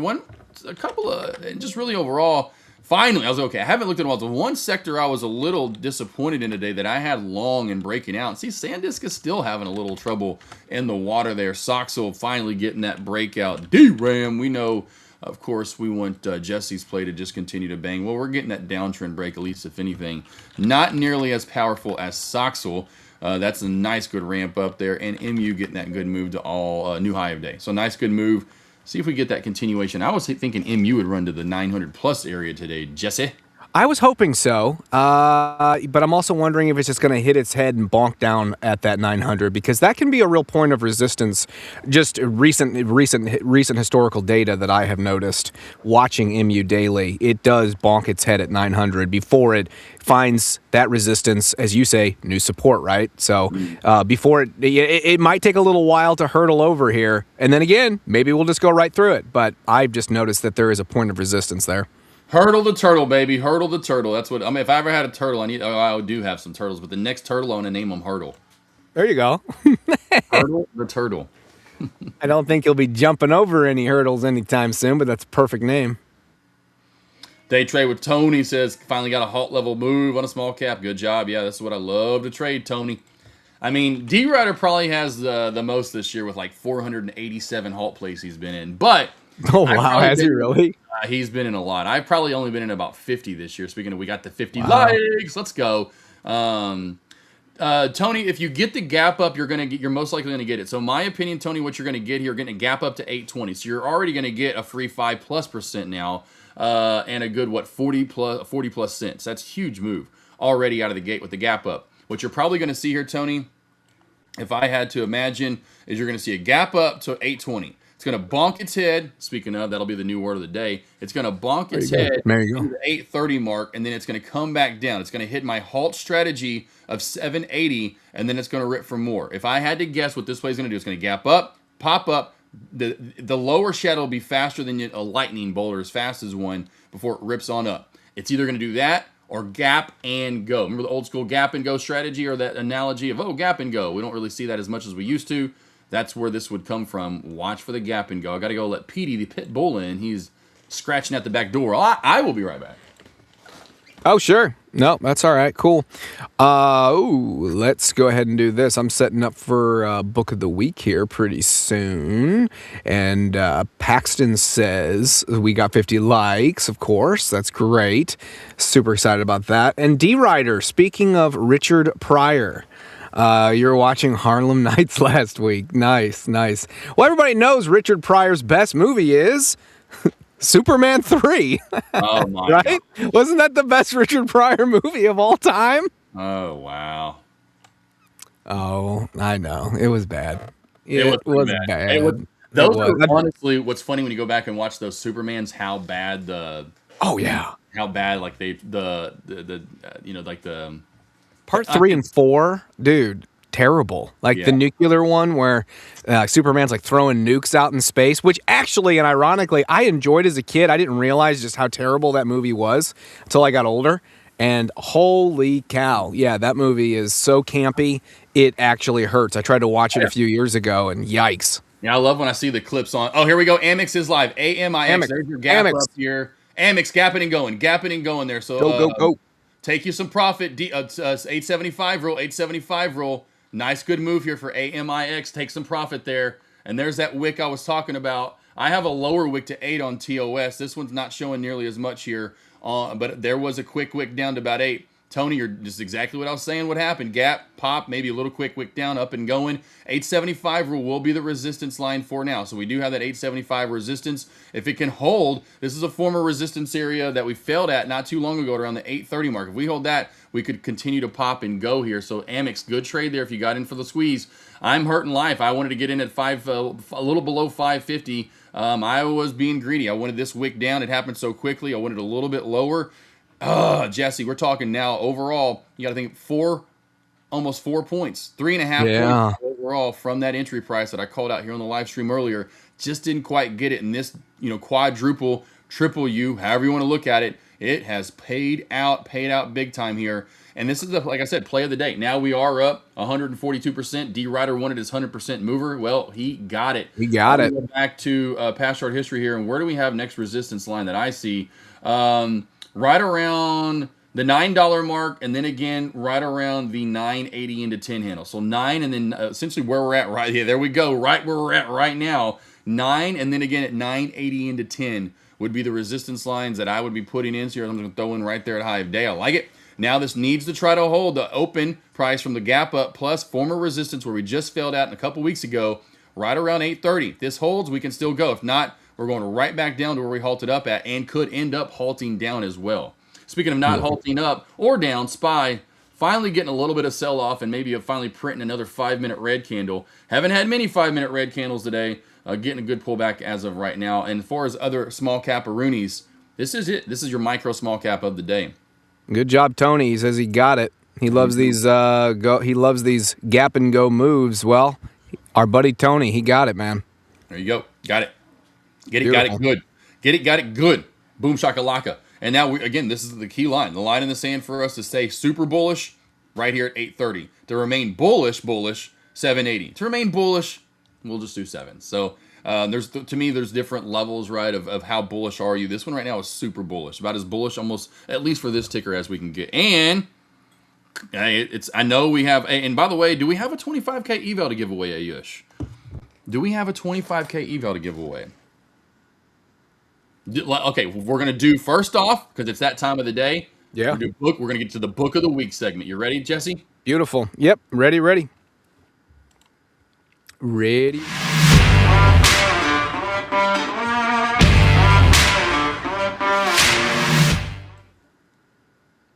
So today we got Peter Brandt from the Unknown Market Wizards book. You know, we're just kind of staying in this book. Like I said earlier, there's a lot of traders and they're all unique. There's something to learn from every trader that Jack interviews, and really enjoyed this one. Also, side note, our Kevin Avery, I believe, told me recently, he said, because I had him on my show, I was interviewing Kevin Avery on Jesse Trades. He interviewed Peter Brandt, and he was talking about some conversations that he had with Peter Brandt. So very cool. Very cool. He is in this chapter called Strong Opinions Weekly Held, and we'll get to Strong Opinions Weekly Held. Peter Brandt started in 1976. Disclaimer, I wasn't even alive in 1976. He started Conti Commodity, Continental Grain. He founded the Factor Trader in 1980, and he actually had a period of a hiatus. He traded for several years, and then he just kind of had some tough trades. He got out for 11 years before he jumped back in, and he's been trading ever since. But he averaged a compound annual return of 58% over 27 years. So, he believes in in inflated aggressive sizing. He's classic old school chartist whose career also includes institutional execution and authorship of books on classical chart patterns, which I know most of us here at Trade the Pool are very interested in chart patterns. He relies almost exclusively on them with triangles, head and shoulders, flags, channels, etc. It's rooted in the Edwards and McGee, Schabacher, if I'm pronouncing that right, traditions, price action only, and he doesn't even use indicators, so he really is looking at chart analysis. Now, one of the differences, unless some of us swing trade as well here, but he holds his positions for roughly 8 to 26 weeks. So he's looking at long periods of time because he finds that the shorter patterns, they're just less reliable. He does believe that charts are ultimately not forecasts. They are just tools to locate asymmetric risk and reward opportunities. He's looking for breakouts near what he calls ice lines, which essentially are hard to penetrate price levels that should offer support once it's broken. So he's looking for these things called ice lines. And my chart would move. There we go. He's also so for Peter, risk management is ultimately the key. Risk management, he says, is even more important than your entry. He says classical charts mainly identify spots where the rules can be applied cleanly. So here's what he does. He risks only a small fraction of equity per trade. That's typically 0.5 to 1%. And he's using hard protective stops, and he never questions them once he's placed. He literally walks away and says, this is where my stop is. This is the little bit I'm willing to risk. And that's it. He wants to avoid these things called popcorn trades, which is just giving back profits. So what he does is he takes partial profits once a trade is up 1% of equity, and then he'll tighten his stop to about the 70% of the target until the target is actually reached. So that way he's always trying to get some profit once he is profitable, right? He exits any open trade showing a net loss at Friday's close. So if Friday's close shows a net loss, he doesn't want to hold it during the weekend. He's been burned before. Who hasn't? Who does this, right? He'll move his stop to break even or better quickly.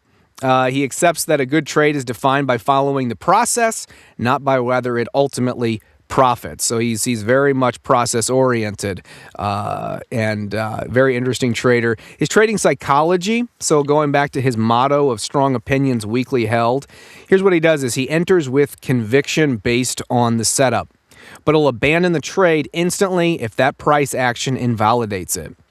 His win rate historically, it's not necessarily great. It's only 30 to 40%. His profitability, though, it comes from large winners, which is an asymmetric payoff that more than they offset those frequent small losses. So he's willing to take these little small cuts along the way because he gets the big winners. So he acknowledges personal impulsiveness. He's an impatient person, he says. So watching the screen and trading instincts would destroy him. So he steps away. That's why he sets his stop. He walks away. He kind of, forgets it, so to speak. The process of watching it, though, he's protecting himself. He doesn't want to watch it. He just lets it do its thing. He has a goal by which he holds, and then he walks away. He distinguishes losing trades, which is normal statistical outcomes, from bad trades, which is a violation of the rules. So a bad trade is not just one in which you lose, it's a violation of the rules that you have set up. We talk about that a lot on this channel. And he emphasizes patience, emotional control, and the need to love the process of trading itself, not just the money. And indeed, he does love the process, and he's made a lot of money. Just some career anecdotes with Peter. He had some early struggles. He tried multiple approaches. Some of them were like point and figure, seasonals, different spreads, before settling on his protective stop classical charting in the mid-1970s after he was watching the Chicago Board of Trade pits. I already mentioned he took an 11-year hiatus. In 2013, he had a drawdown lesson that happened to him. He abandoned his rules for other styles after a string of losses. He turning a 5% drawdown into 17% drawdown. But he recovered by returning strictly to the process that he created. Managing other people's money, this was something he really didn't enjoy doing. He felt really guilty when he would make a bad decision, so he had a couple of friends that would ask him, "Hey, can you please manage my money for me?" And he said, "Okay, yeah, sure," but it was just too too difficult to look at the money that he was potentially losing for friends, and so he got out of doing that. An example of process discipline is after months of net losses, he still waited for high reward setups rather than forcing trades. Again, we can look at the charts. We were talking, Steve and I, we talk about this a lot. We don't want to just force a trade. We want to look for those high reward setups. And lastly, just some insights. So after long stretches, he's been very successful. He's produced 58% compounded average, but with high annualized volatility, 53%. He prioritizes risk control over maximum profits, as earlier stated. Most annual profits typically come from these small minority of trades. The rest, they're just small losses, small cuts. And then he's willing to do that to get the big asymmetric trade. Managing larger size or outside capital can degrade performance, even when the method is sound. Psychologically, when you're managing someone else's money, that can really get in the way of thinking clearly. So core lesson for others is find a method that fits your personality. Sound familiar? Enforce rigid process and risk rules, and accept that longevity requires surviving long losing streaks psychologically. So you got to find something that fits your personality, and that can take years to develop. Undercapitalized traders, they often underestimate developing a durable edge. Usually will take 3 to 5 years of hard work and emotional resilience. As I think most traders can testify, anywhere from 2 to 5 years coming to the market every day, trying to learn new methods, trying to understand your own personality and psychology in the markets is difficult. So Peter Brandt, super insightful guy. The chapter's really great, and I would recommend Unknown Market Wizards by Jack Schwager. The Schwagerman. His name is Jack, and he goes by Schwager. Good one there. I like that. It seems like very disciplined trader right there, kind of to the core. Yep. Very disciplined, and I think he's gotten in trouble before for breaking his rules, as we all have. And then once you do that, I think enough times, or maybe it's just one big time where you get blown out, you go, okay, never again. I'm not gonna do this, whatever this is. I'm gonna stay away from that. I'm not gonna break my rules. So that's the cool thing about stocks, Josh. It's like we're all human, we're all fallible, and we're all gonna make mistakes. It's learning from our mistakes and moving forward. 100%, my man. Especially the thing about stock trading. You 30-40% trader, but still learns to be very successful at only winning 30 to 40% of the time. So it shows you it can be done. Speaking of it can be done, beautiful bounce area for me early in the day. I have a line in at 78 cents or so-ish on AMD, ADGM, and boy, oh boy, it's come back down to it and bouncing off of it again. That's why I've said for it seems like a decade now. We're getting there, Jesse. It's over half a decade now that I've said put your lines in and trade them, and that is put your lines in and trade them. Now that's, again, like I said earlier, more slow and steady Eddie play, but there is it. And the one that's not, Amex, congratulations, day trade with Tony. First off, you never have been in a play that's halted before, for real, for real, for real? That was your first play that you were in that actually was halted into the right, correct side. Isn't that such a good feeling when you get a huge gap up and you get free money? I mean, oh yeah, you get literally 40, 50, 60 cents. Jesse, that was about a 7 to 8% gap up. That's 8% free money. That you didn't have to do nothing. I mean, that's what I love about these plays. You, like I said, you only get maybe 10, 15, 20%, annual average return, right, with the whatever it might be. I mean, anymore, I think that may be adjusted because we're starting to ramp up and go for more. But still, you're not getting you're not getting in literally a matter of minutes, 7, 8, 9%, just like that. Just like that, yeah. Hey, I wanted to bring up Flowmote said that he or she just blew their second funded account. Hey, sorry to hear that, Flowmote. I'm sure you'll be back on your feet. Here's the interesting thing, and I'm sure it's disappointing at first. You've got 2 funded accounts, so congratulations for that. So if you've done it twice, you are learning the psychology of trading. You've become profitable, I really believe you just hang in there, continue to do what you're doing. Obviously, when you get your funded account, you're probably playing it safer, or maybe not. But I really think that you'll be back on your feet. Congrats on passing twice. That really is a true nod to your success. So I'm sure you will be back. And they say actually 2 funded accounts this year and 2 funded accounts last year. Okay. All right, good. Well, you obviously understand some things, Flowmote. Yep, 100%. And have you gotten payouts yet? And is there a certain, you blew it. Okay, so you blew it. Was it like certain trades? Are you losing it all in one trade every time? Is that how you're blowing it? Is it just kind of one of those like, I'm just letting it ride? Or is it something that you just took natural losses, like a 30 hit, a 50, or whatever your average loss is? Because that's, if I ever blow anything, that's usually where it comes from, it's a big trade, a big stupid loss that I shouldn't have even been attacking, or I shouldn't have even traded. If I just do my normal run-of-the-mill trades and keep the same average share size and don't do anything different, it's very hard for me to blow an account with 1 or 2 trades. It would take a succession of a lot of trades for me to eventually blow it. Yeah, I didn't sell before market close. I was short 1,500. Yeah, there you go. Yep. Yeah, that's one thing that'll do it right there for you, Flow Mo. Joshua Tree. Yeah, there you go, Michael D. Ryder. Minus 18. Oh, big hit there. Yeah, the thing is, I don't know if that's happened multiple times, but when you take those big hits, you got to step back and look at it and go, is that something I want to continue to do? Has it been successful? Were you successful doing that? Well, if that's the case, then maybe you're making some home run trades and you've had some good hits, but there's always that caveat of gap ups or gap downs overnight when it comes to large caps. So very rarely anymore would I be swing trading the next day unless it's a true swing trade, which then again, I'm not going that big to where it's going to blow my account from a gap up or gap down. It's going, not big share size overall. So yeah, that's like talking through those losses, what it could have been.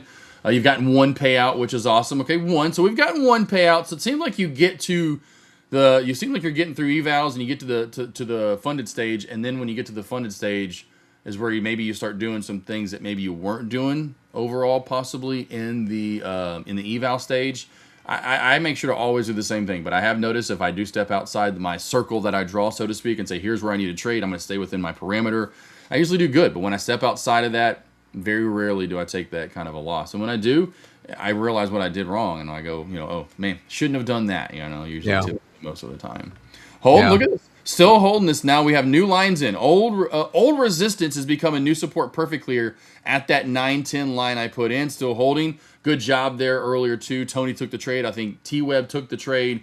Beautiful move. Now overall too from the 550 bounce. We're talking a 450 dip and rip there from those lows. Absolutely money sauce, Jesse. And again, you got to think about that. Just say overall you took that trade. You're up 80% on that trade, say from top to bottom. 80%. You're not. This is why I love small caps. This is why I'll never leave small caps, is because the hits that you can get day in, day out are just huge. Now, you can make tons of money with less percentage gains, obviously, in the large cap sector, but then you're usually doing futures, you're possibly doing options, you're using contracts. Very rarely will you be able to trade shares and make that kind of bang for the buck. I'm waiting for a possible fault down short. All right, Jessitronius. I want to bring up MU. We have tapped 899. We've bonked our head 3 times on it. We are still holding this 9 EMA. This is as Steve says, the 4th knock. So my question is, are we going to break the 899 and hit that 900, or is this going to be a point of resistance for the day for MU? Keep your screen up for just a little bit longer there. How about we do a giveaway? Let's do it. How about we do a giveaway? Dun dun dun dun dun dun dun dun dun dun dun dun dun dun. All right, I got it ready. Who wants a 25K eval? Let's do it. Me. I want it. I want it. Flomo, you ready for a 25K eval? You want one, bud? I'll give you one for free. You know why and how? There's a link in the description of today's live stream. I'll give you 2 minutes, Flomo. 2 minutes. Go to the description. It's right below the live stream. It's going to tell you how many people are watching, when it started. Click on that. You'll see win a free 25K or trading evaluation account. Yes, that's what it says, Josh. I can read. Click on it. Once you click on it, all you have to do is enter your name and your email address and click submit. Boom! You have now entered today's raffle. He says, on my way. Click it. And by the way, smash that like button that's right beside it too while you're all at it. But again, I'm going to give everyone here, you got a minute and about 20 seconds left now to enter your name. And it's in the description. Win a 25K, a free. That's right. There's nothing but, I guess the work, we say free. The work is clicking your mouse and then typing your name and your email address. That's all the work you got to do. We're about to do a raffle and a giveaway. Flumboat says, done. Jake Matthews Real says, yes. All right, you've got 55 seconds left. I'm giving you till 48 hours. So everyone's got the same minutes. Hopefully you are on a watch that has, or your phone in front of you, or you've got the market time right here, because we know maybe that oven or that microwave may not have the correct right on the dot time. So you better be using your watch or your phone, and you've got 35 seconds left. You got 30. Let's go. Georgino says yes. And again, smash that like button. It's right there down below the live stream as well. Let's see what we're up to now, Jesse. I'll refresh the stream. Look at 59. This MU. 59. We're getting 59. There. We're getting there. We're getting there. Come on, let's get to 60. And look at this MU, man. I mean, it is just, it does not want to crack to 900. And guys, make sure when you sign, I'm getting the message here. Just hold on before we do the giveaway. There's one bit of information I want to let everyone know. Please make sure to remind everyone to sign up for the Trade the Pool Hub using the same email address they used for the giveaway. If they don't have a Hub account created with that email, they won't be eligible to receive their account. So just want everybody to know, make sure you sign up for the Hub as well using the same email address. The Hub. All right, everyone. I think everyone's entered by now. They should have. All right, I love it. The microwave time. You know what I'm talking about, D-Rider. It's like 4 minutes off. I'm OCD about that kind of stuff, so I literally will be like watching my clock or my watch or phone or whatever it is, and as soon I'll have it ready to set. Like I have it at, like, say I want to set it at 10:49, so I'm just waiting. Okay, I got 15 seconds, and as soon as it gets, I'm watching, and then as soon as it hits, then I press set. So literally, they all kind of synchronize together. Nice. I have to do it. Amex halted. Oh no! It did halt up. Oh, I would have probably taken that because I think we're gonna go for more here. Okay, I'm gonna let it go. I have to let it go for right now. All right, let's go over to the giveaway. Let it go. I gotta go ahead and just do the giveaway. Josh is turning into Elsa. Let's do the giveaway. Who's ready? Get that drum roll for me, AUH. Let's get it going. All right. Nick! Oh, is that you, Flow Mode? Hopefully it is Flow Mode. I know he needs one. Oh, Nick. There you go, Nick. You got you a 25K Flex account. Credits heading your way. You'll get an email in about 2 to 3 days from us, and it'll let you know you've got credits in your hub to accept for 25K eval. Now, again, those are just the credits for 25K eval. You can get you multiple fives. Go ahead and get you a 25K. Or if you want a 50K, use that 25K eval credit toward the 50K or 100K if you'd like. Mwah! Chef kisses to Nick. Good. Nice, Nick. Nick, that's that simple. Not me, but congrats on hitting Flow Mode. It's like, dang it. Well, Flow Mode, guess what? Flow Mode, stick around. We're giving another one away this afternoon. Yep. We already have 50 likes on today's live stream right now currently. So this afternoon, we'll have a whole other live stream for the earnings report We got AMD. We've got SpaceX. We've got others. So we got some big names this afternoon. I would imagine we get 50 likes on that, if not close to 100. So every 50K or every 50 likes we get, we give away a 25K eval. So come around later. Make sure you get to the 50 likes. We're going to be giving away another 25K eval, my friend. And woo-hoo-hoo-hoo! Speaking of barn burners, up 193, almost 200% on the day. Beautiful squeeze. Now, Jesse, makes me want to cry a little bit. I wanted cry, baby, cry. Cry a little, like the country song said. Won't you cry a little? No, but golly, you don't have to really cry, man. Pull it together. Be a man. I feel like the Godfather, you know, and he's like, be a man. He grabs him up by his shirt collar. I love the Godfather, man. Is that your jam? Oh, I really like that movie. It's not my favorite movie, but I was watching it recently. I showed my sons that movie for the first time a couple of weeks ago. They really enjoyed it. Oh, wow. Okay. All the sons? How old are the sons? You got to let them all watch that, huh? I got the older three. I have a 1-year-old, but yeah, the older ones, 14, 13, and 11.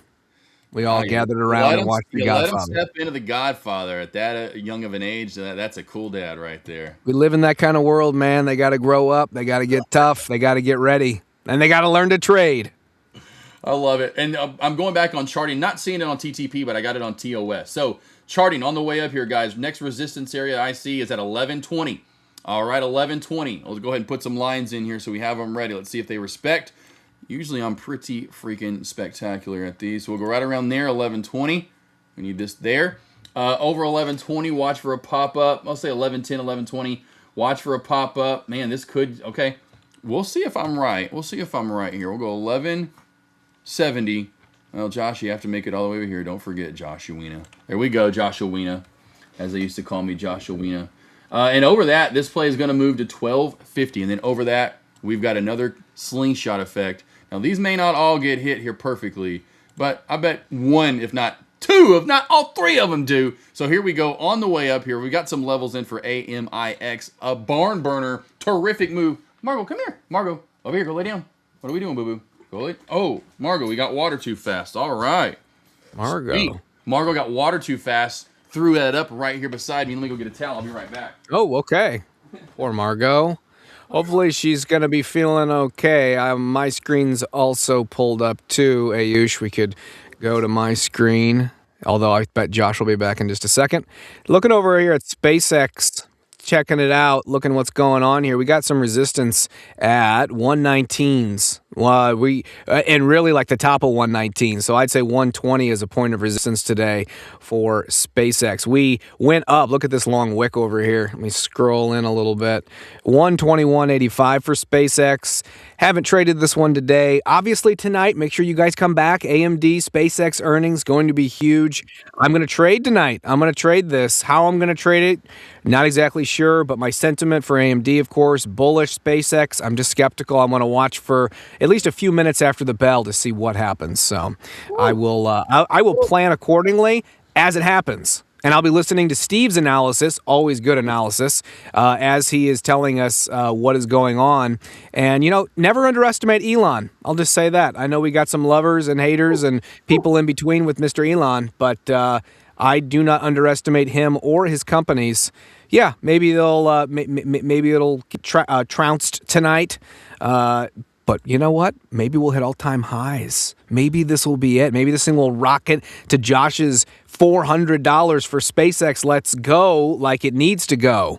That's what I'm hoping for, at least. All right. He's going big time. He wants some AMIX type of movement, is what you're looking That's for. The one I want. Yes.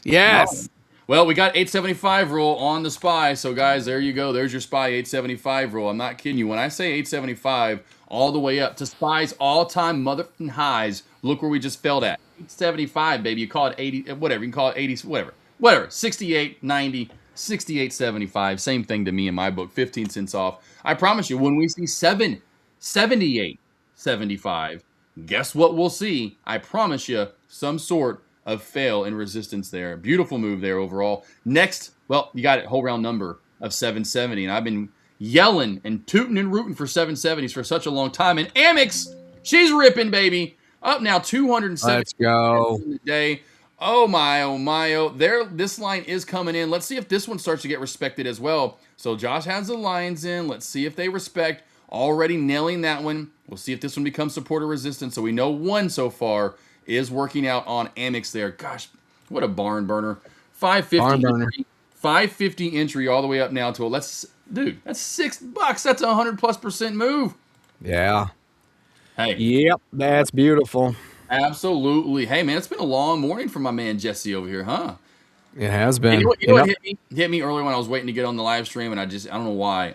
I think maybe I brought this up once before. It's like, to me, Wizard of Oz, and it's what's behind the curtain, Jesse.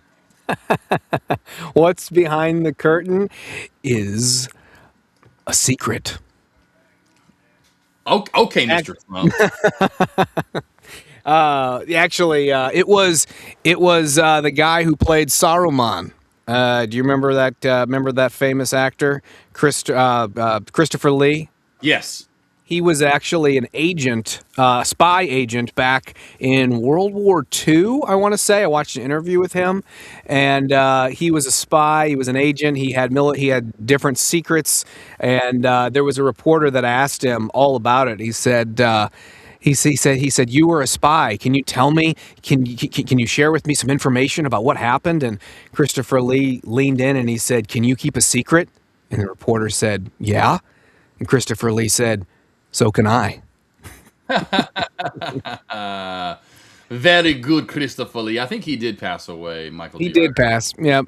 He did pass. He was relatively, really, I don't want to say really, but he was old, if not really old, but when he was doing the... Oh, yeah. Lord of the Rings. Lord of the Rings. I was like, oh, okay. Yeah. Like, oh, what's the name of the dang ring? Yeah. So, yeah. Yeah. That was really, too, when that was crazy at that time. That's when trilogies really started to take off. Was like, it seemed like the 80s into the 90s where they were making...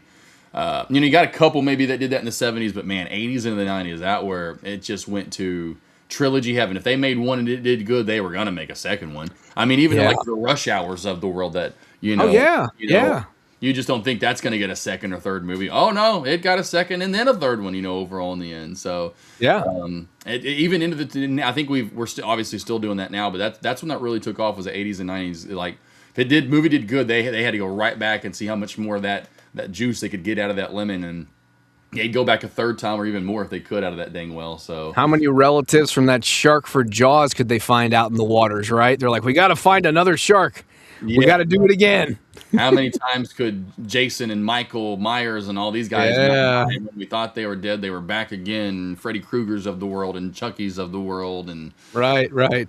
It's just even Teenage Mutant Ninja Turtles, right? Yeah. Turtles, Shredder, baby. Yeah, I mean, heck, even Speed. Remember, Speed was so good with Keanu Reeves. Yeah, they had to do Speed too, right? You knew Speed 2 wasn't going to be good once he was like, "Nah, I'm not doing. We're going on a boat. No. We're going on a boat. No, what is this? This is Speed 2 Cruise Control. That just sounds stupid." I'm like, okay, all right, we're going a little too far with the sequels and trilogies, but never-ending Mission Impossible sequels with Tom Cruise. Finally, supposedly done. We'll see about supposedly. Yeah. He doesn't come back. He takes a 5-year break to come back to do 2 more. A double finale again. We're gonna do it. We're not done yet. Yeah, they juice that as much as they can. They see if there's if there's juice to still come out of that lemon, they're gonna squeeze and they're gonna squeeze. Oh, they're gonna squeeze. Yep, they're gonna squeeze until there's no more juice left. The movie sucks, but they're still like, maybe we'll try it one more time. Yeah. And then I'm basically describing the Marvel franchise. Well, they just can't stop making dang sequels. Well, here's why. Because all of a sudden they'll just wait, and then all of a sudden, boom, then they hit Spider-Man, which they knew Spider-Man. Spider-Man usually does good, but then all of a sudden, I think those numbers are fake. I don't think that broke all-time records. I think those are lies just to make it look like Disney and Marvel did good. I think it did good, but I was like, there's no way it beat Endgame. It didn't. No, I don't. That was like the most anticipated one. Yeah, I'm like, I saw those numbers for Spider-Man. I'm like, I just said, ha! Yeah, right. Yeah, okay. Yeah. Believe that and not happening, but that's why, because they'll see that, and then they got Doomsday coming up later this year. But they just keep on until and that's when you got to think about that. Amex new high of day, by the way. I still love this play. We're talking about holding areas. We are holding and we are popping. So I'm gonna get rid of this line. But that's what I wonder. We started that around 2008 with Iron Man, Hulk, right? Or those were the first two that came out. Of course, Edward Norton played the first of Eric Bana first. Hulk, yeah. But then there was Edward Norton. But that was the same time Edward Norton Hulk was when they were really trying to restart the franchise. Actually went and saw that one in theaters. Saw the first Iron Man. Never been a Captain America fan. Didn't go see those in theaters. But regardless, so you got to think we're almost 20 years in since we've been doing this Marvel universe or whatever they want to call it. So that's my question, Jesse. That's a good one even for the call-in show on Thursday. It's not, but how long is Marvel going to continue this universe until we get like a 5-10 year break of just, because we got to think before that, there may have been Marvel movies, but it wasn't part of a cinematic universe. There was a random Blade movies, right? That were like, oh, those were Marvel movies, but back then no one even considered them Marvel movies because he was a Marvel character, but no one really saw it as that really. Or your X-Men movies here and there, the Hulk, but they were never really building a universe. So I'm wondering how long this universe has left in it.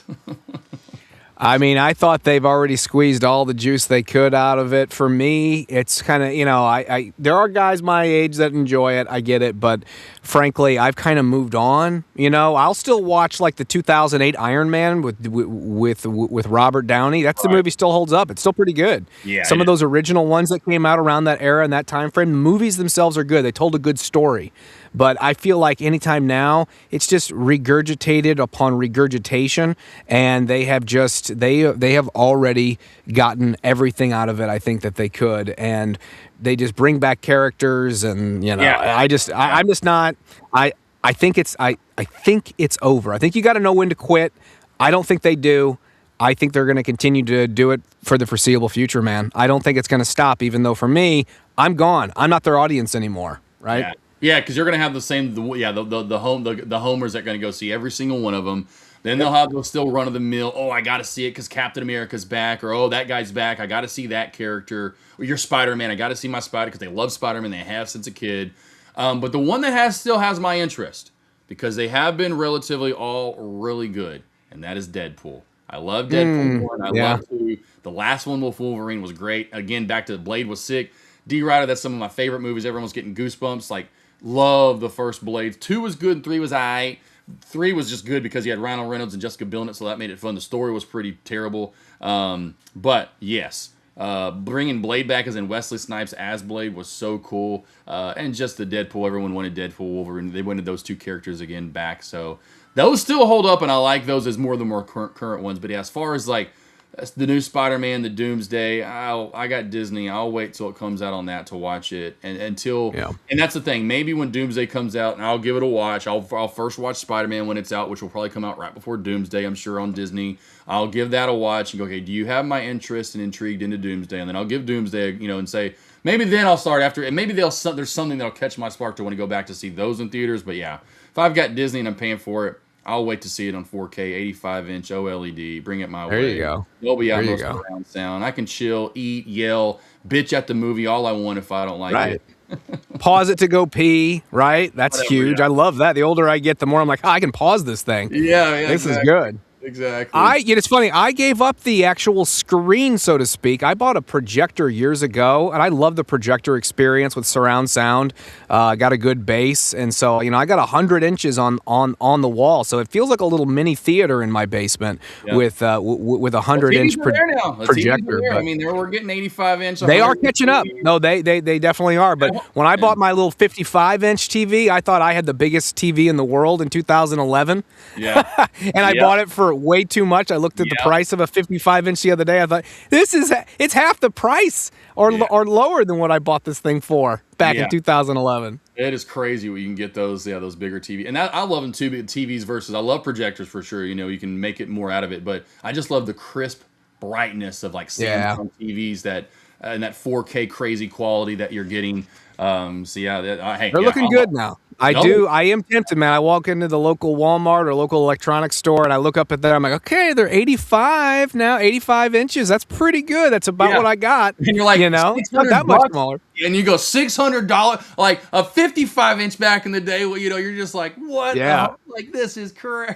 I went from a dorm, 23-inch TV, whatever it was, when Courtney and I first got married. We'd have people over to watch a movie, and now we laugh about that because We're like, I can't believe we had somebody over to watch the movie on a 23-inch television. Like, what were we doing? Then we got to 55, and we thought, dude, this thing is rocking. We got ourselves a nice big theater.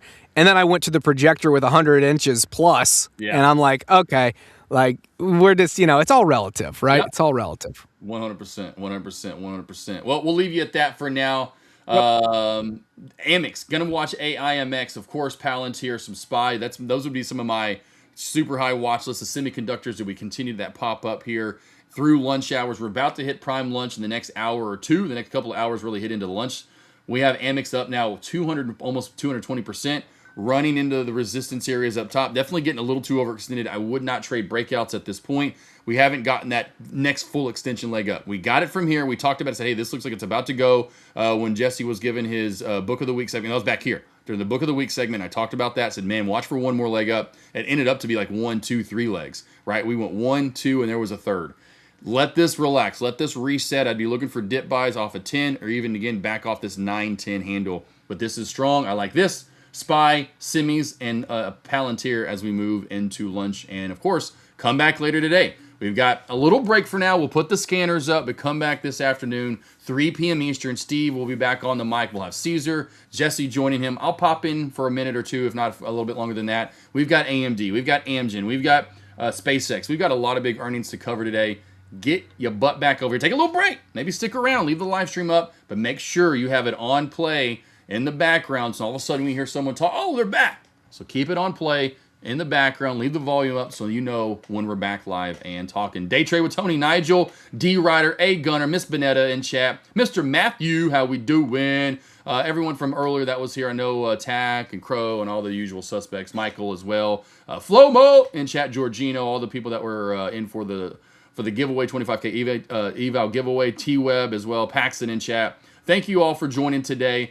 I will be back to join these guys for just a bit later, but again, don't forget to join us tomorrow. We got you covered the rest of this week, all the way through Friday now with a lot of different streamers, futures, large caps, mega caps, going long, going short, doing options. We got you covered. Jesse, let's take a break. We'll see you guys back here. Take a break. All right. Good to see everybody.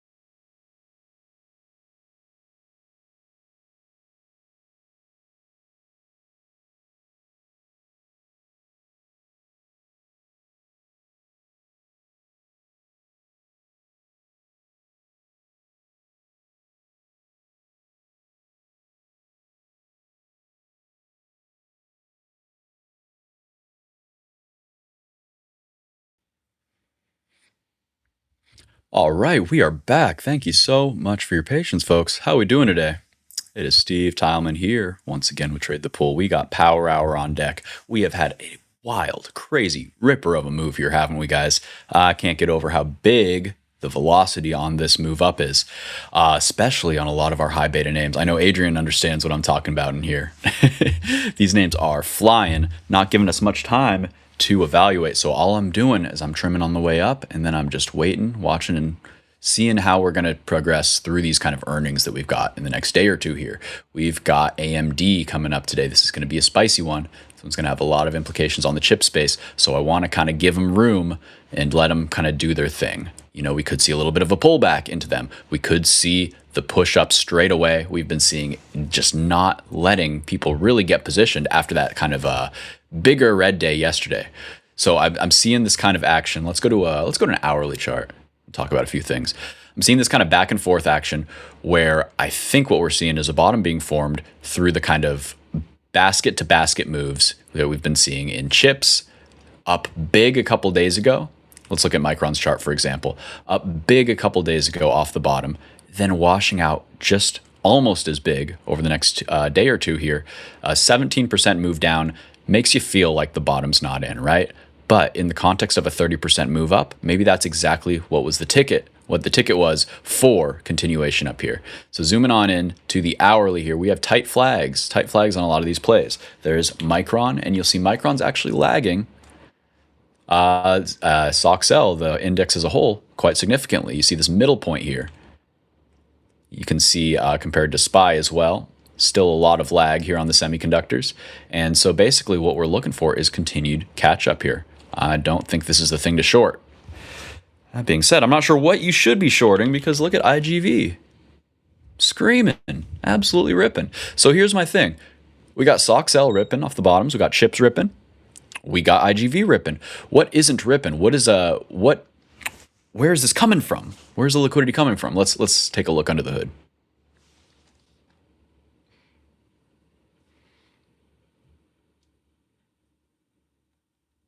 Let's take a look under the hood here. So I'm seeing a lot of things.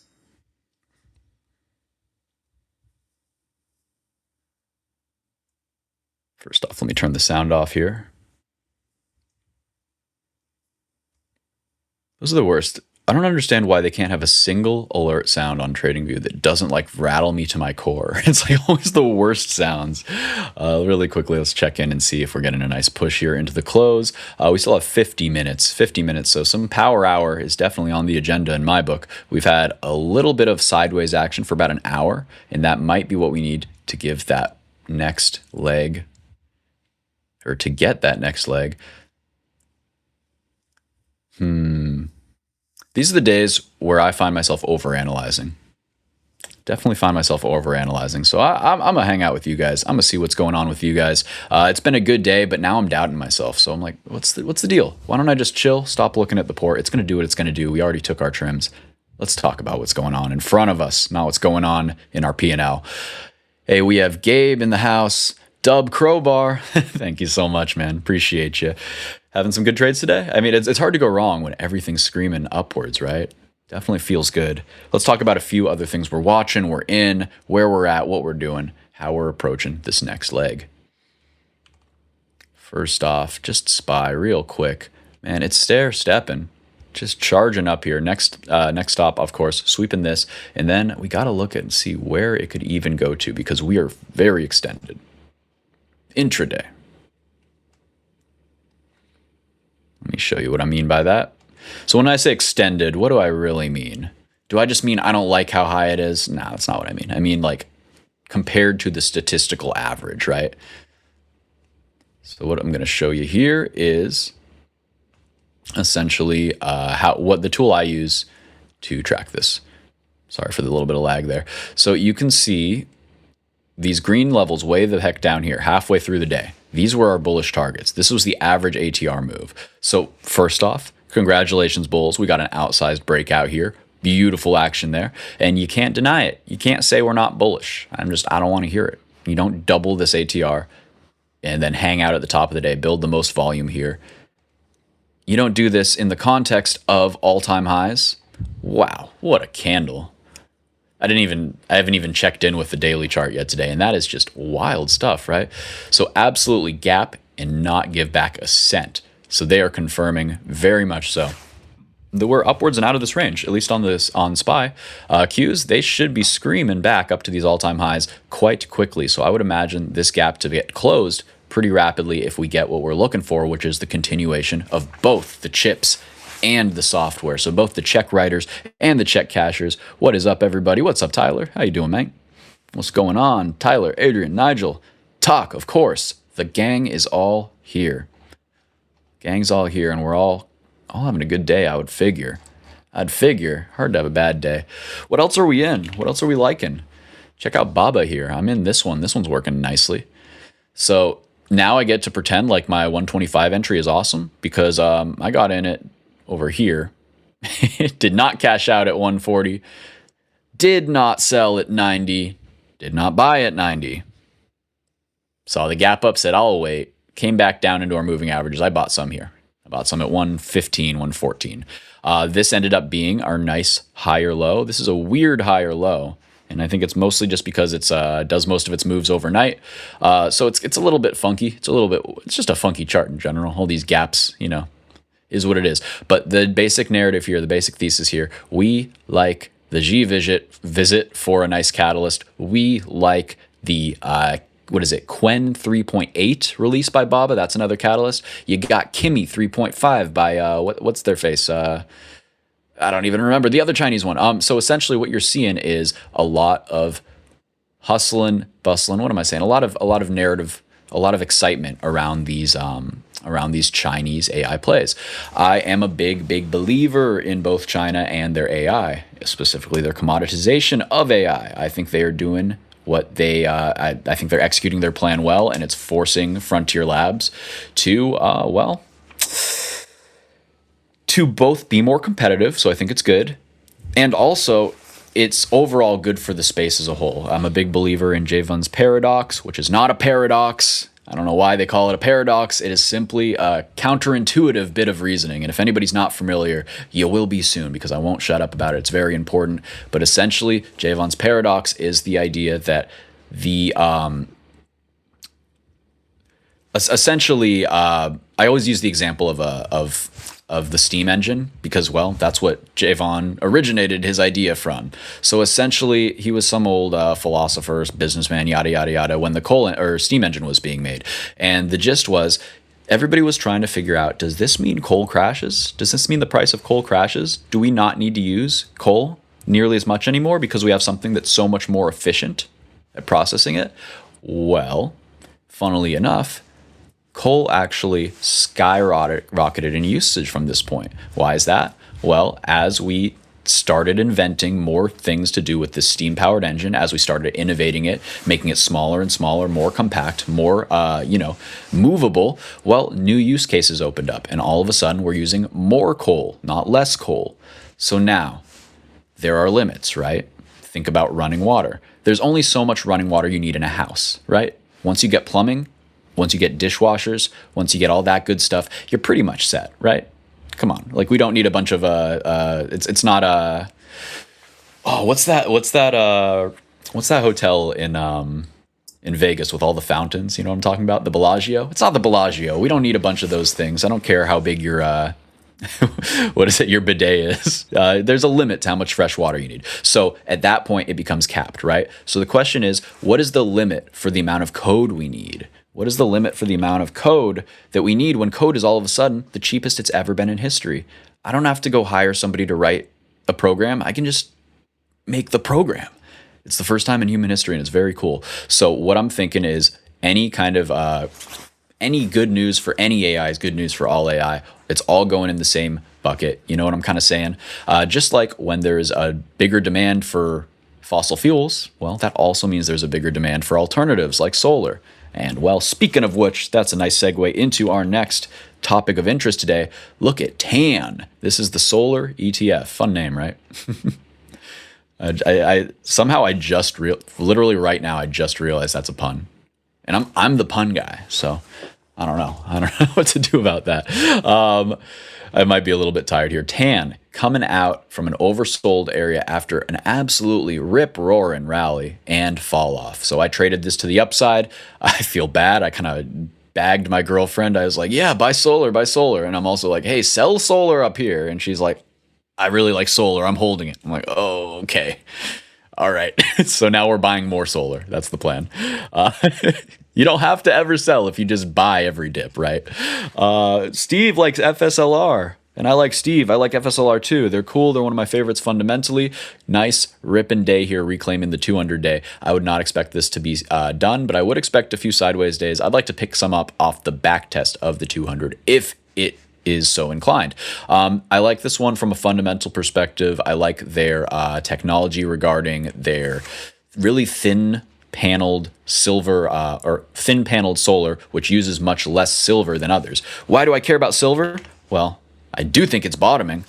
We took a really nice silver trade over the night. What sounds like Shakespearean or something. Over the night betwixt the yeah, I don't know what I'm talking about, but I do know that this silver trade worked really well. Shout out Alejandra Trades, one of our great coworkers, co-traders here at Trade the Pool. She put me on, got me buying the dip down here. I was a day early. I took a 0 day this day. Yeah, that one died. But I used that as evidence. I said, all right, they're flushing out. And when they reclaimed, I said, I'll try it again. Let's run it back.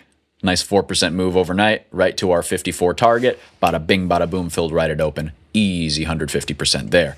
The other big mover today for me on the little scalperinos, little swingerinos, I should say, FCX here. So Kappa, it's back.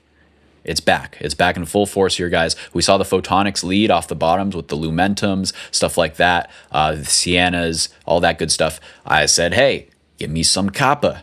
So here's the thing. Copper, photonics, they're all going to move together, just like whether you got energy or solar. It's all about energy demand. Just like when you got copper or photonics, which is like fiber optic cables that connect or send data much faster than copper. So essentially you have the thing that we need, the energy, just like oil. That's like your copper, right? We need copper wiring. We need a lot of it.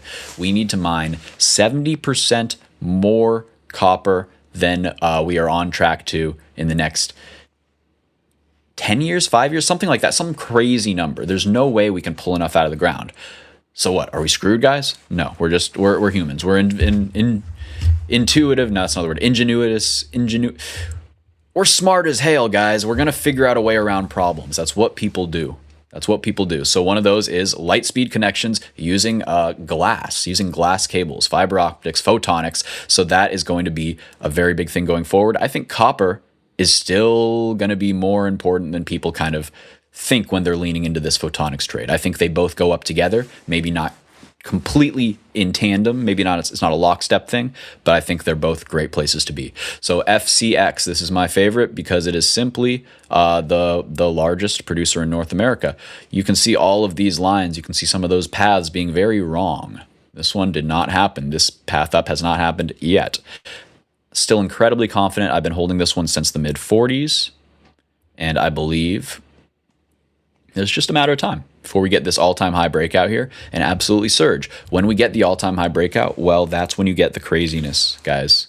So I want to put commodities back on your radar. I feel like nobody's talking about commodities right now, and that's a damn shame. It's a damn shame. Hey, Ricky, what's up, man?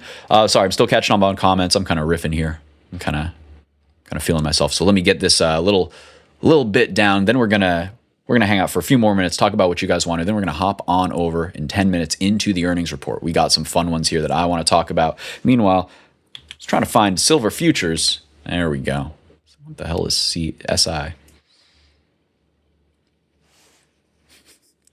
Adrian is uncomfortably loaded on Zeta. We'll check that out and help ease his mind too. I don't think he's worried. I think he knows exactly where that's going. Let me double check on something real quick though. Oh my goodness. Yeah, we have some stuff to talk about. I'm looking at my other scanner and I'm happy with what I'm seeing.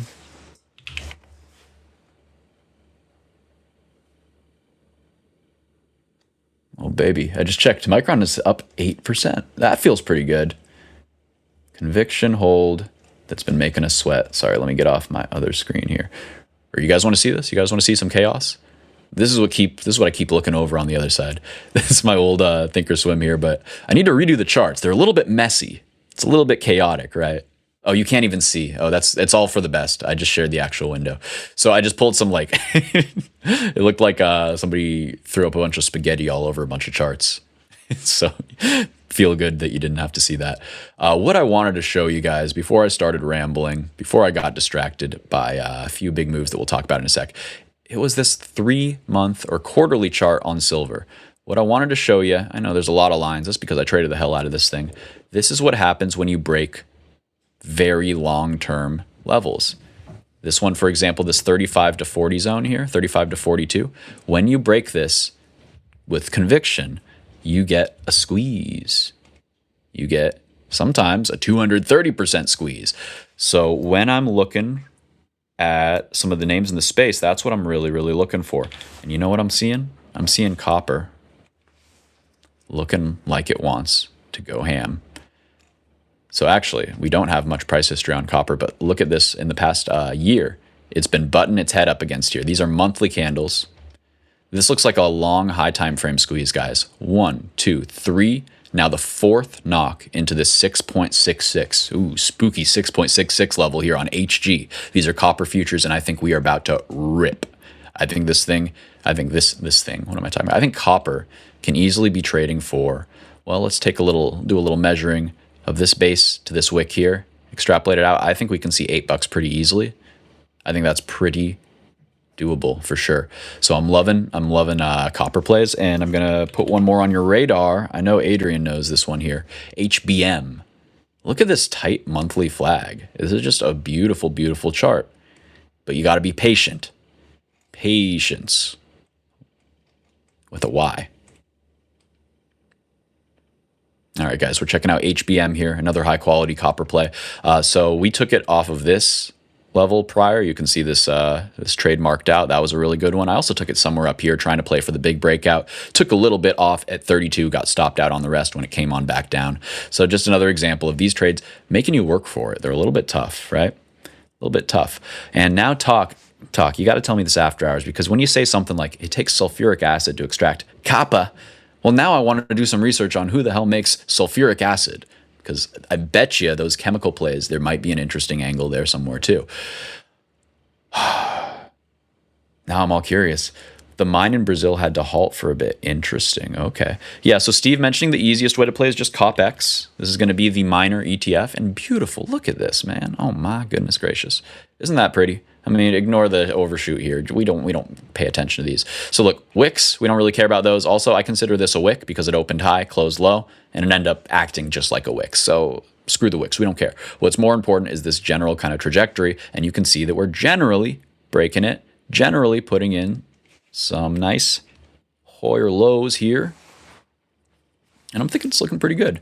Meanwhile, it might be time for me to grab a little bit of a hedge into the close. Just looking at my other charts. Let's take a look at the indices. Are we stalling? That's the question. So I want to get a hedge if we lose this kind of gap up level. Thank you for letting me know. Trading view, let's get rid of some of these.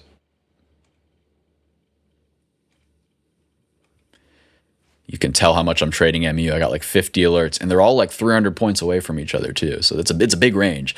Okay, Talk saying Vale might be the one with sulfuric acid. No, they're the Brazilian miner, right? All right, let me read these a little bit better. Steve, we got OIH over CL. I like that. OIH is going to be the oil services, right? That seems very smart. Yeah, oil services, definitely the way to go. That's where all the big money is in terms of these oil stocks.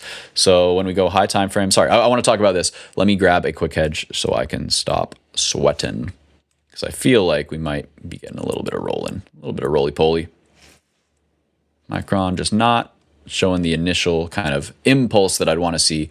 We do have a little more time, but I just want to protect myself. A few other plays that we're in that are working really well, but I just, they're high beta. Stuff like TE, the solar play, that one's working great. We're in at 480. Added a little bit today at 520. Felt suspicious adding that high, but it seems like it was working. So give me 1 sec while I grab this hedge.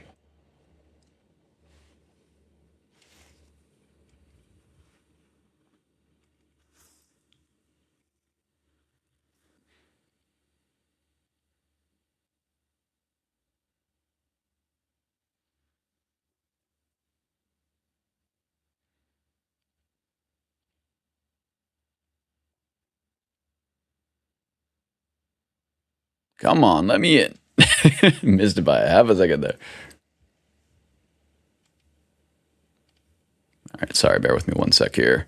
Busy day, lots of trading. Oh man, yeah, that's a little bit of a sell. A little bit of a sell.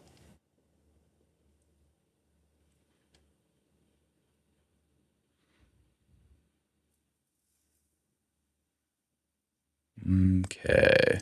So I'm just going around the horn, looking around, seeing where the sell is coming from, seeing how I'm feeling about it. I want to give it just 1 minute here. Any lower, and I don't want it anymore.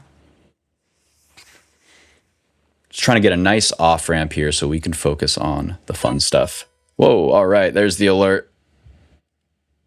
That was a loud sound. Didn't like that. All right, that's the stop. And did our short or hedge ever fill, or just the stop out? That's the real question. Unfortunate that MU couldn't get the turnaround here at the top of the range. I think that maybe chips need to cool down just a little bit. That kind of seems logical to me. I'm not going to lie.